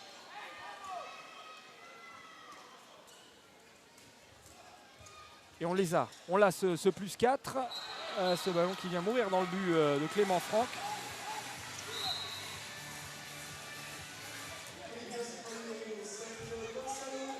Allez, l'équipe de France qui met du rythme dans cette deuxième période. Il y a encore de Risbourg qui a la manœuvre. Il va commencer à être une vraie plaie pour les défenseurs portugais. Ouais, il est encore au ballon. Voilà, un mouvement, ce qu'on appelle rotation arrière ou Hugo.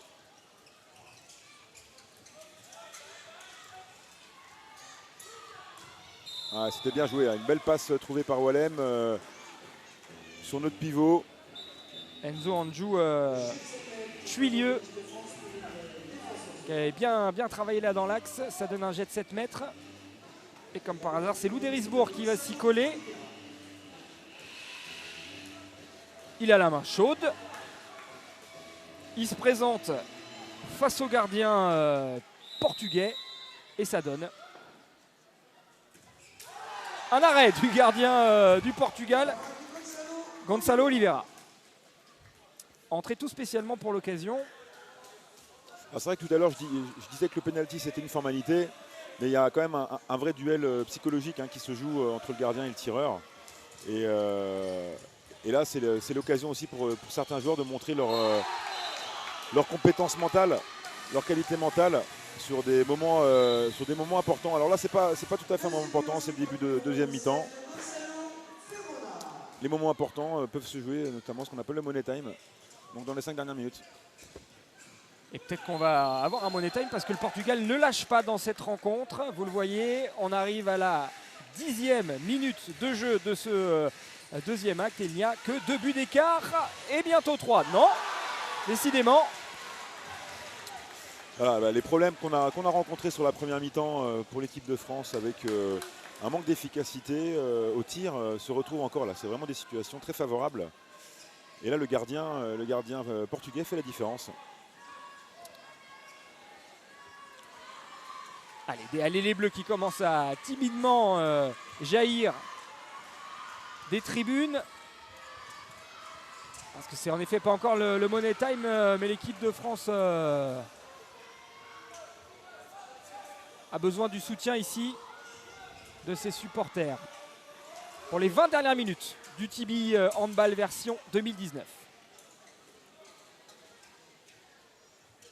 Léo Plantin à l'aile. Passe pivot de d'Erisbourg, bien conclu. Ça c'est bien terminé par Enzo Anjou Chuilieu. Le numéro 21, celui qui évolue du côté du cercle Paul-Bert Rennes Handball.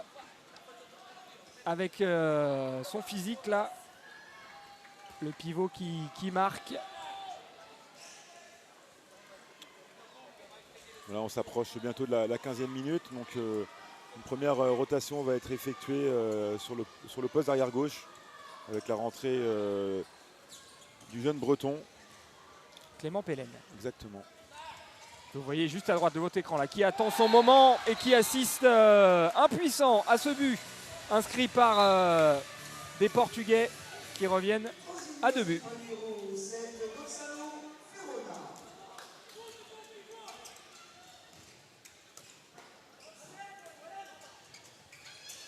Peleka d'Erisbourg, on a trouvé l'axe. Chuilieu, oui. Un beau tir au-dessus de la tête. Encore lui, on a vu le dépit de Diogo Marques dans le but portugais. Ça fait 2 fois qu'il est battu par notre pivot, notre numéro 21. Ouais, le sélectionneur portugais qui est vraiment pas content de son défenseur.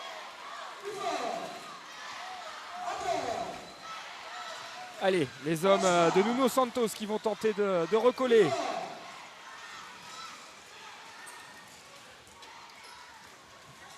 Ça passe pas côté portugais. Lou d'Erisbourg qui temporise, qui va y aller tout seul et qui va conclure. De belle manière, ça paraît facile.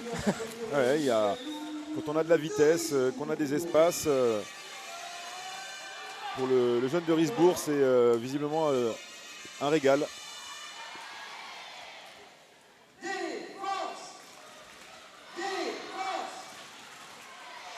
Allez, 20-16, l'ascendant il est clairement là en faveur de l'équipe de France. Dans ce deuxième acte, le score à la pause, on le rappelle, c'était 13-11 déjà pour nos tricolores. 2 buts d'avance, on est passé à 4. Les Bleus qui font fructifier leur avantage. Là on voit... Ouais, voilà, d'Erisbourg prend la même exclusion qu'en première mi-temps où une fougue, un engouement mal contrôlé sur son travail en poste haut et qui le fait une nouvelle fois sortir du jeu.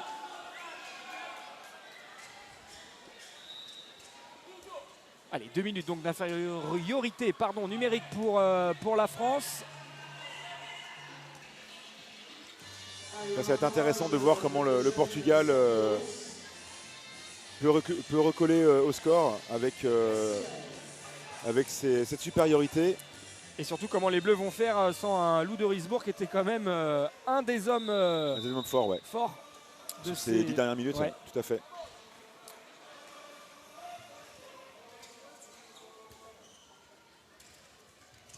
Allez, oulala, ce ballon, cette erreur technique, ça profite à l'équipe de France. Si Clément Pellen a le temps de jouer, mais il avait bien été repris. Ouais, bien replié par la défense portugaise. Bernardo Pegas qui s'est bien replié. Clément Pellen qui demande évidemment une faute, mais la défense était en place. Voilà, ça fait 2 ballons presque perdus là. Ils se précipitent un petit peu les Portugais là, pour essayer de recoller au score, alors qu'ils ont le temps de placer leur jeu. Allez. Joao Gomes, le capitaine, qui écarte. Clément Franck qui arrête ça. Oui, là, ils gâchent des occasions. Ils ont le temps de rechercher la situation facilitante là, pour trouver le chemin du but. Malheureusement, peut-être qu'ils veulent trop vite profiter de leur supériorité numérique. Je pense qu'ils veulent revenir vite, mais ils ont le temps encore. Et là, malheureusement, au lieu d'avoir 2 buts au compteur, ils en ont toujours 0 marqué sur cette infériorité adverse des Français.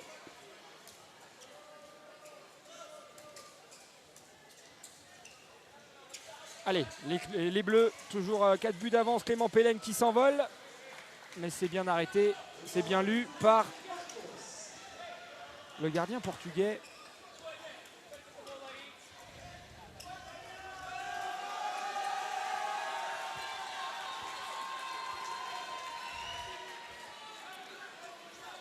Il reste encore 20 secondes à la défense française.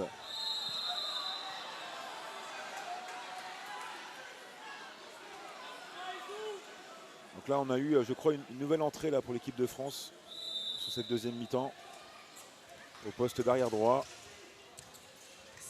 C'est le numéro 19, c'est ça. Ouh, il est dedans. Voilà, donc ça c'est le jeune Nelio. La belle histoire que j'évoquais au début de la rencontre. Un jeune qui évolue en U18 élite valdoise du club de Saint-Gratien-Sannois justement. Que tu connais bien. Exactement. Pour en être le directeur sportif. Allez.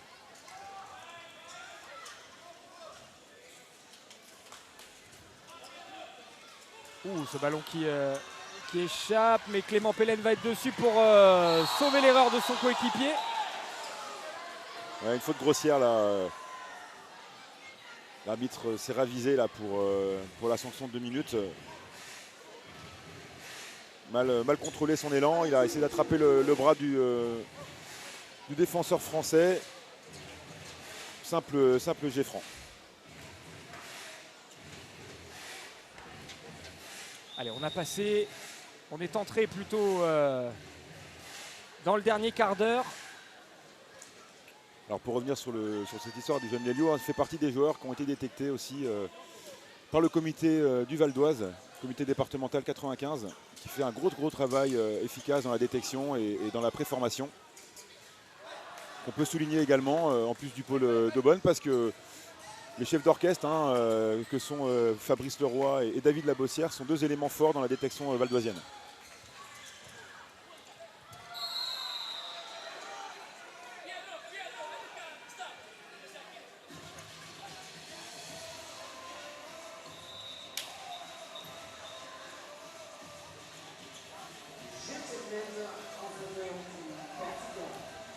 Allez, les Portugais qui ont la possibilité de revenir à 20-18 avec ce penalty dont va se charger Gustavo Marques face à Clément Franck.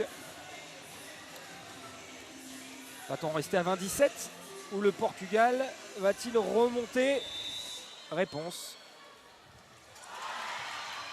en 2 temps. Ouais, en 2 temps. Mais le Portugal revient à 20-18.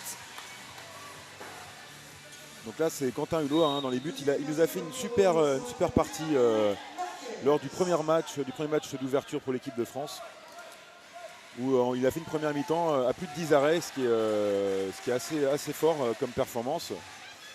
Il avait permis à l'équipe de France de s'envoler. Oui, pardon, je dis Clément Franck, mais c'est pas Clément Franck. En effet, c'est Quentin Hulot dans les buts. Merci Samy de me corriger. Et là c'est bien Clément Pellène et c'est bien un nouveau but de l'équipe de France.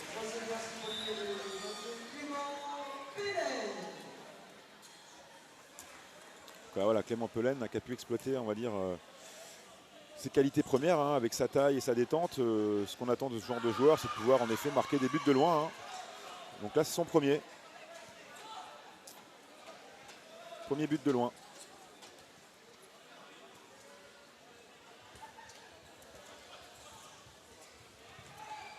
Allez, le Portugal va-t-il être capable de déstabiliser sur ces dernières minutes notre équipe de France? Ça repart, ce ballon pour Nomino. Ouh, la petite roucoulette, elle est belle, elle est magnifique, elle est appréciée par le public, elle est signée Servilien Claire, le numéro 6 français.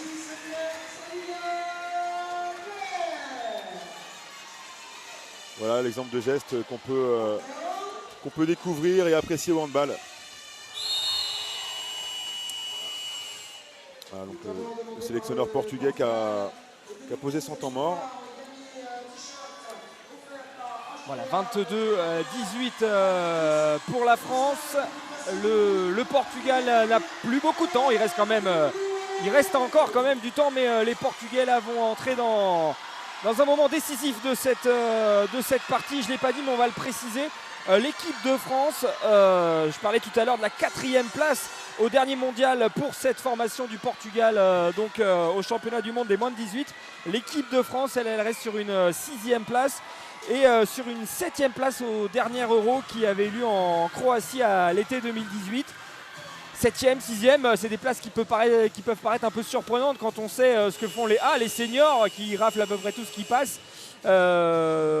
Faut s'inquiéter, faut pas s'inquiéter pour la formation, non. Non, pas du tout. C'est bien faire le distinguo hein, entre France A, que ce soit féminin ou masculin d'ailleurs, où on a des joueurs qui sont considérés comme des joueurs confirmés, aboutis dans leur formation. Et là, ces joueurs-là sont aussi passés hein, par des échecs ou par des matchs perdus, mais des victoires également. Et c'est ce qui forge aussi le handball français. Là, on a pu voir à l'écran, il y a quelques secondes, Daouda Karaboué, hein, qui est aussi un champion multi-titré avec l'équipe de France dans les buts, qui est un poste très, très particulier puisqu'il coach les gardiens de l'équipe de France. Il est dans le staff de Eric Quintin maintenant depuis quelques années et il fait un gros boulot sur ce travail spécifique au poste de gardien. Allez, et donc là dans les buts c'est bien Quentin Hulot dans la cage française, alors que la France a toujours 4 buts d'avance, 22-18.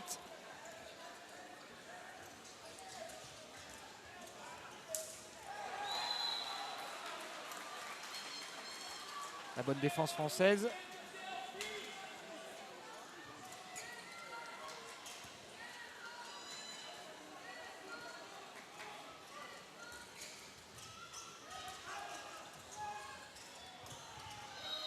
Alors Samy, question pour toi. On approche la 19e minute de jeu.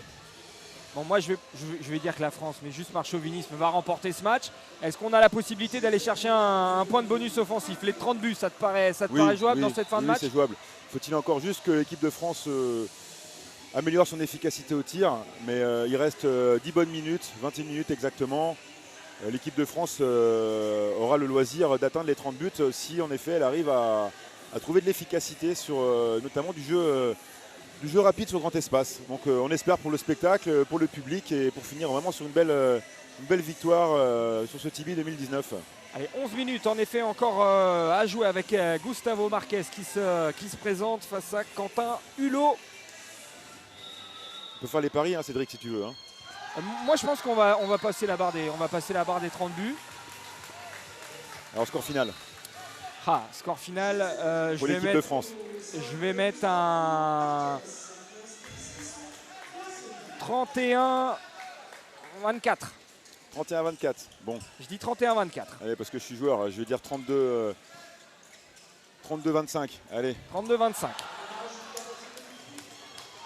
Vous êtes tous témoins. On saura qui gagne le pari à la fin. Ça se trouve, ce sera aucun de nous deux.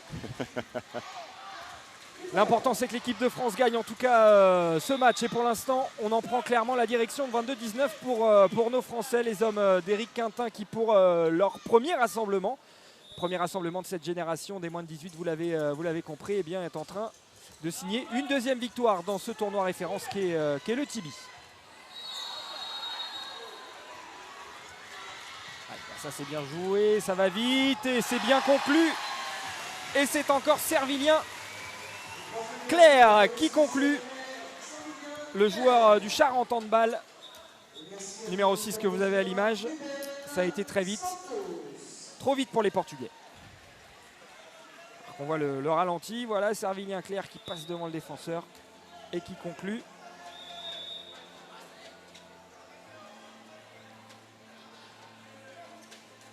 On parlait de gabarit tout à l'heure, mais dans la vitesse aussi, hein, les Français sont au-dessus. Oui, il y a beaucoup de qualité physique dans cette équipe.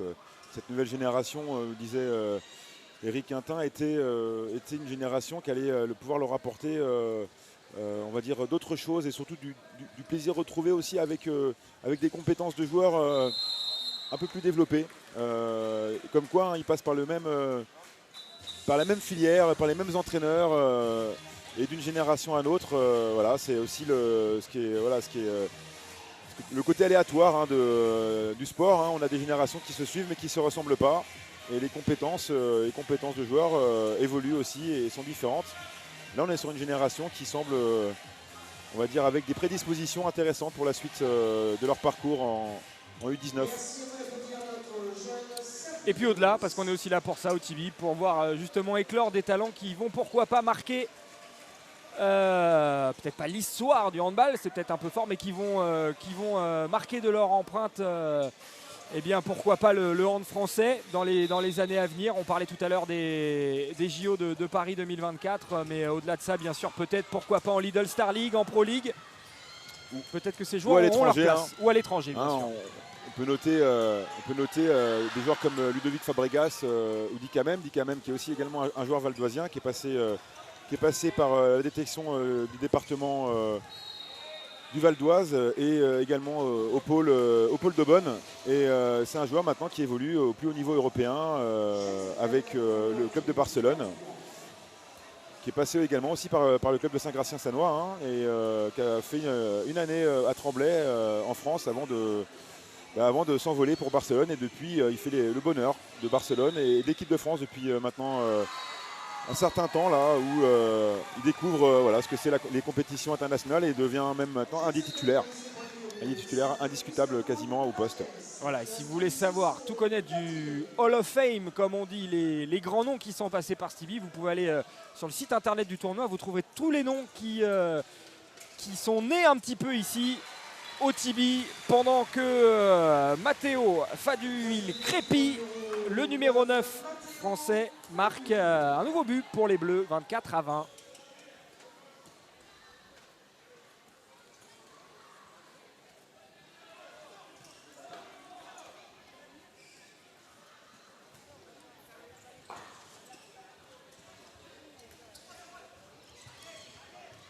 Et ce tir qui passe, c'était Ruben Santos, le numéro 11 portugais, qui est venu claquer le ballon dans les filets de Quentin Hulot.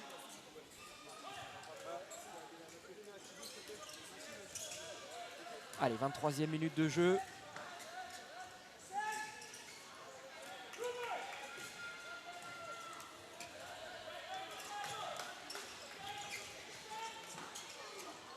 C'était osé. Penalty obtenu. Les pénaltys pour les Bleus.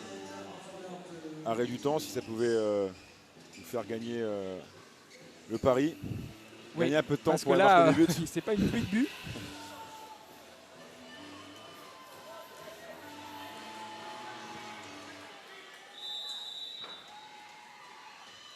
Oui.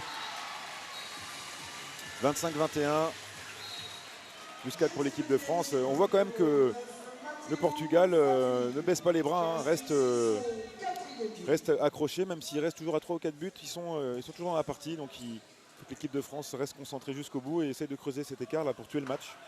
Ah, mais c'est clair qu'ils lâchent pas, hein. Les Portugais, ils pourraient abandonner, eux qui ont marqué pour l'instant aucun point dans ce tournoi, se dire c'est perdu, c'est la France, on pourra rien faire. Ben non, c'est vrai qu'ils tiennent bien le coup pour l'instant.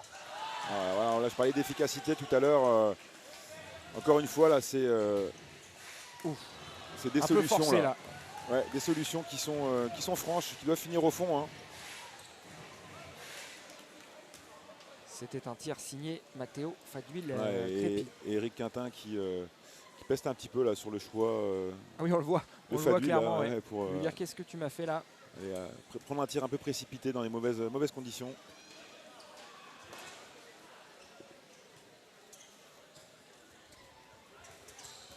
Allez, 25-21 toujours.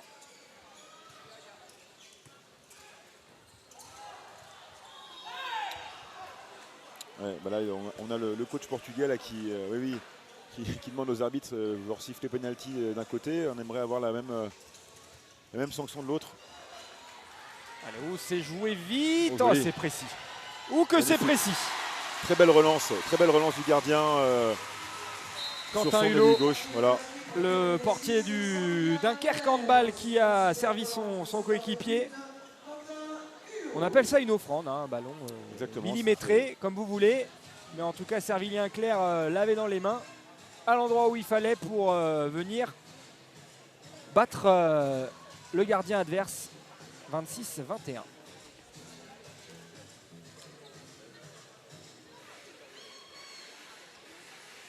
Voilà, et les deux hommes qui se félicitent.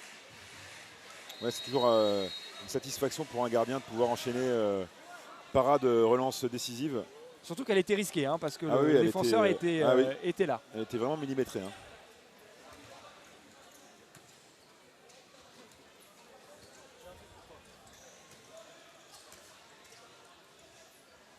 Allez, 5 minutes encore à jouer.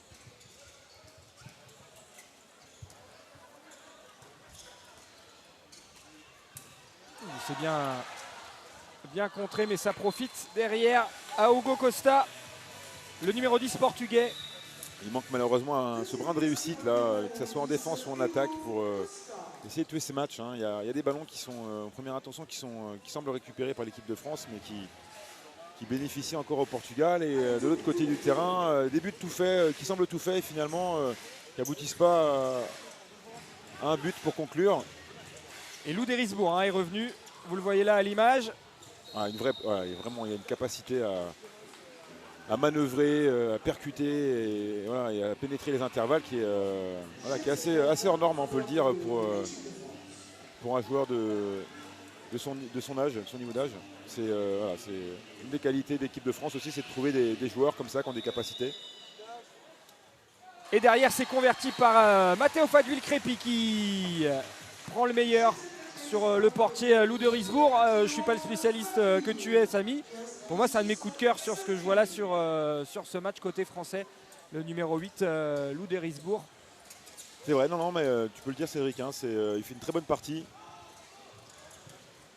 Voilà, et puis le jeune Hulot au but commence à sortir, à fermer la porte. Là. Il dresse son mur, là, ça fait 3 parades qu'il fait. Voilà, il pense à mon pari et il se dit que j'ai annoncé 24 pour le Portugal, donc il faut arrêter là, ou presque. Et la France qui, avec ce score 27-22, n'est plus qu'à 3 points de ce bonus offensif. Temps mort. Voilà, donc dernier temps mort pour le Portugal. Voilà, alors que le show est assuré là par les danseuses qui viennent se placer pendant ce temps mort. On peut dire, Samy, que la France, au-delà de notre petite pari et du bonus offensif, est bien partie quand même pour signer une victoire. Oui, elle est bien partie là, 5 buts d'avance, 3 minutes, un peu plus de 3 minutes de la fin. Sauf catastrophe, là, la France elle devrait contrôler cette fin de match. Voilà, et je vous ai parlé pour ceux qui étaient avec nous tout à l'heure sur Hongrie-République tchèque, le premier match de cette soirée qu'on a vécu ensemble en direct sur VIA, d'un documentaire sur l'équipe de France U21. C'est un documentaire que vous pouvez retrouver sur le site internet de la Fédération française de handball. Allez jeter un œil, un document d'une demi-heure pour être au plus près de ces joueurs, de ces U21 donc de l'équipe de France. C'est une équipe du Tibi qui les a suivis. Comme on n'a malheureusement pas eu le temps de vous le montrer sur VIA tout à l'heure, eh bien rendez-vous sur le site internet de la Fédération française de handball pour découvrir ce reportage. Voilà, on reprend le jeu ici sur le parquet d'Aubonne avec toujours la France en tête, toujours la France qui mène 27-22.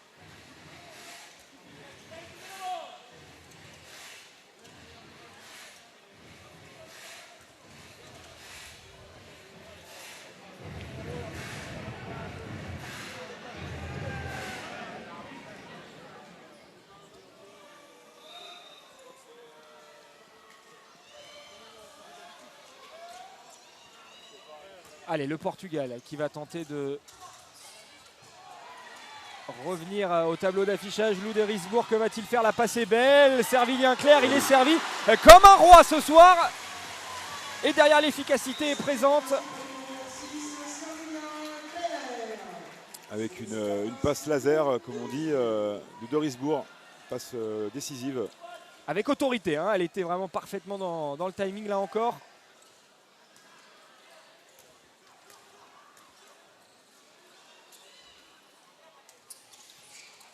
C'est bien écarté. Et oui, il marque.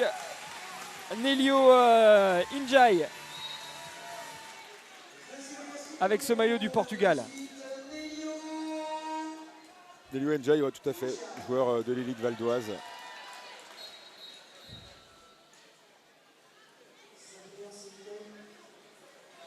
Voilà, on va passer un petit coup de serpillière. Alors ça doit être particulier quand même pour lui, pour ce numéro 18 quand même, Nélio Injai, d'arriver dans une sélection. Alors certes, tout le monde se découvre un peu, mais là il y a double découverte, c'est-à-dire que finalement il se retrouve un peu là, j'allais pas dire comme un cheveu sur la soupe, et il y a un petit côté... Ouais, il y a un peu de ça, mais je sais que le sélectionneur portugais est très friand là, de découvrir des nouveaux talents. Il profite de sa venue sur Paris et dans le Val d'Oise pour profiter des opportunités. Et Nélio était une opportunité pour lui, donc il l'a testé. Je pense que quand il fera le bilan, il sera positif. Le jeune Nélio, il ne se pose pas de questions. Il prend ce qu'on lui offre. Et pour l'instant, on peut dire qu'il a répondu présent. Donc on verra la suite pour lui, en lui espérant évidemment le meilleur. Alors comment ça se passe d'ailleurs? Est-ce que le fait qu'il porte le maillot portugais du coup lui rend impossible toute sélection avec l'équipe de France? Non, pas du tout, mais c'est plutôt l'inverse. C'est parce que les portes de l'équipe de France sont fermées avec la concurrence, la densité qu'il peut y avoir. Et donc la chance d'avoir une double nationalité comme la sienne lui permet de pouvoir vivre ce genre d'expérience et qu'il soit bénéfique pour sa formation, tout simplement. Et de jouer donc ce si prestigieux Tibi Handball, dans lequel il reste 2 minutes et 10 secondes. Aïe aïe aïe. Basse un peu dans les chaussettes comme on dit. Et balle perdue.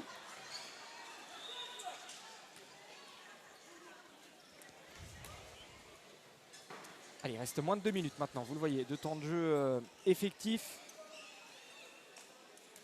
Je sais. Il y a encore possibilité d'accrocher le bonus offensif.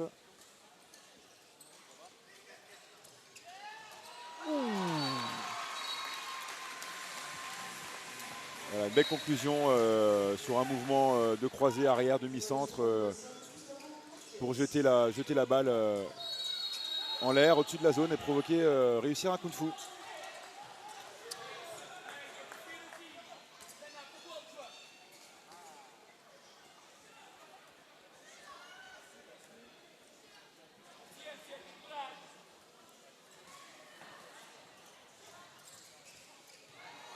Allez, Lou Derisbourg, est-ce qu'il va y aller seul? Oui. Oui, oui, oui, et ça marque. Allez, encore l'espoir du bonus offensif pour la France. Allez.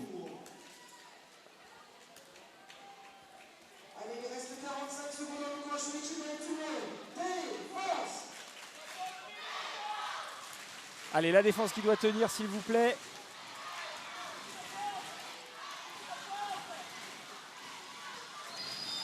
Oui, c'est bien défendu. Belle fermeture, ouais. Passage en force provoqué. Allez, le point de bonus offensif. Il est peut-être au bout de cette action pour l'équipe de France. Bon, déjà, il y a de fortes probabilités que vous remportez le pari sur le nombre de buts pour le Portugal. Ah, j'étais à 31-24, tu étais à 32-25. Voilà.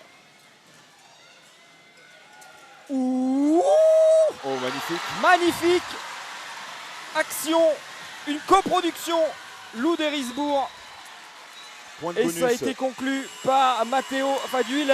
Crépi comme un symbole. Il fallait que ça termine sur un but magnifique. Les applaudissements qui résonnent ici au complexe Lucas Ballot dans le Val d'Oise à Aubonne.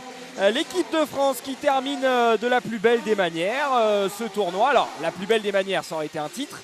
On ne va pas se le cacher. L'équipe de France qui avait l'habitude de briller dans ce tournoi, dans son tournoi à domicile, et bien finalement l'équipe de France va devoir se contenter de cette deuxième place avec une victoire 30-24. On voit quelques images de cette rencontre, les joueurs qui se saluent à la fin de cette rencontre. On va donc faire un point complet sur le classement désormais définitif de ce TIBI Handball 2019. La Hongrie qui a terminé en tête avec 11 points. La France qui termine juste derrière avec 9 points. La République tchèque 3e avec 4 points. Et le Portugal qui sort de cette compétition avec 0 points, 0 victoire en 3 matchs. Donc pour cette équipe portugaise, une équipe portugaise qui malgré tout, Samy, n'a pas démérité, a tenu, même si évidemment il y a ce score à la fin. Mais les Portugais ont fait bonne figure. Oui, c'est vrai que Eric Quintin, avant la compétition, se méfiait beaucoup des Portugais. On avait vraiment le sentiment qu'ils étaient vraiment en dessous le reste des équipes. Alors certes, là, ils prennent encore 6 buts d'écart, mais c'est comme l'équipe de France, une nouvelle génération, des jeunes en devenir. Et même si l'équipe de France, d'ailleurs, n'a pas remporté le tournoi, elle a montré de très belles choses. Je pense sincèrement qu'il y a un bel avenir pour cette génération-là. Et on verra, voilà, c'est le futur qui nous confirmera ou pas ce qu'ils sont capables de faire. Mais en tout cas, les bases sont en train d'être posées sur ce tournoi TIBI. Et c'est bien pour ça que la réputation du tournoi est si grande. On voit quelques images de ralenti avec notamment la prestation de Loup d'Erisbourg que j'ai envie de faire homme du match. Alors je sais pas, j'ai pas de stats, mais c'est vrai que sur ce match-là, il a beaucoup pesé et beaucoup apporté à l'équipe de France avec ce jeu dans la vitesse, dans le débordement, dans la percussion et de très beaux mouvements aussi à la finition. Donc en tout cas, il fait partie des meilleurs joueurs du match. Eric Quintin, le sélectionneur de l'équipe de France, de cette équipe des moins de 18 ans, lui l'ancien Barjot, eh bien, voulait en savoir plus sur cette équipe de France. C'était pour lui l'objectif, on l'a entendu tout à l'heure en début de retransmission dans ce reportage à la Maison du Handball, où il disait on va savoir ce qu'on vaut un petit peu plus. Qu'est-ce qu'on peut dire? Qu'est-ce qu'on peut répondre? Qu'est-ce qu'il peut se dire à lui-même, Eric Quintin? Là, ce qui est certain, c'est que grâce au tournoi, il aura beaucoup d'enseignements à tirer des matchs qu'il a pu disputer avec cette nouvelle génération. Il a pu évaluer tous les jeunes. On ne tient pas les comptes sur le chronomètre, mais voilà. Donc beaucoup de jeunes ont pu se montrer et seront évalués. Et je ne doute pas que le staff prendra le temps d'analyser tout ça et de pouvoir sortir au fur et à mesure une liste des joueurs. Merci beaucoup Samy El Jamal de nous avoir accompagnés pour cette retransmission en direct de la 3e et dernière journée du TIBI Handball 2019. On souhaite évidemment bon vent à ces joueurs, à cette génération de l'équipe de France. On rend l'antenne. Merci à tous de nous avoir suivis. A très vite sur Via Grand Paris et sur le réseau Via en général. Salut. Au revoir.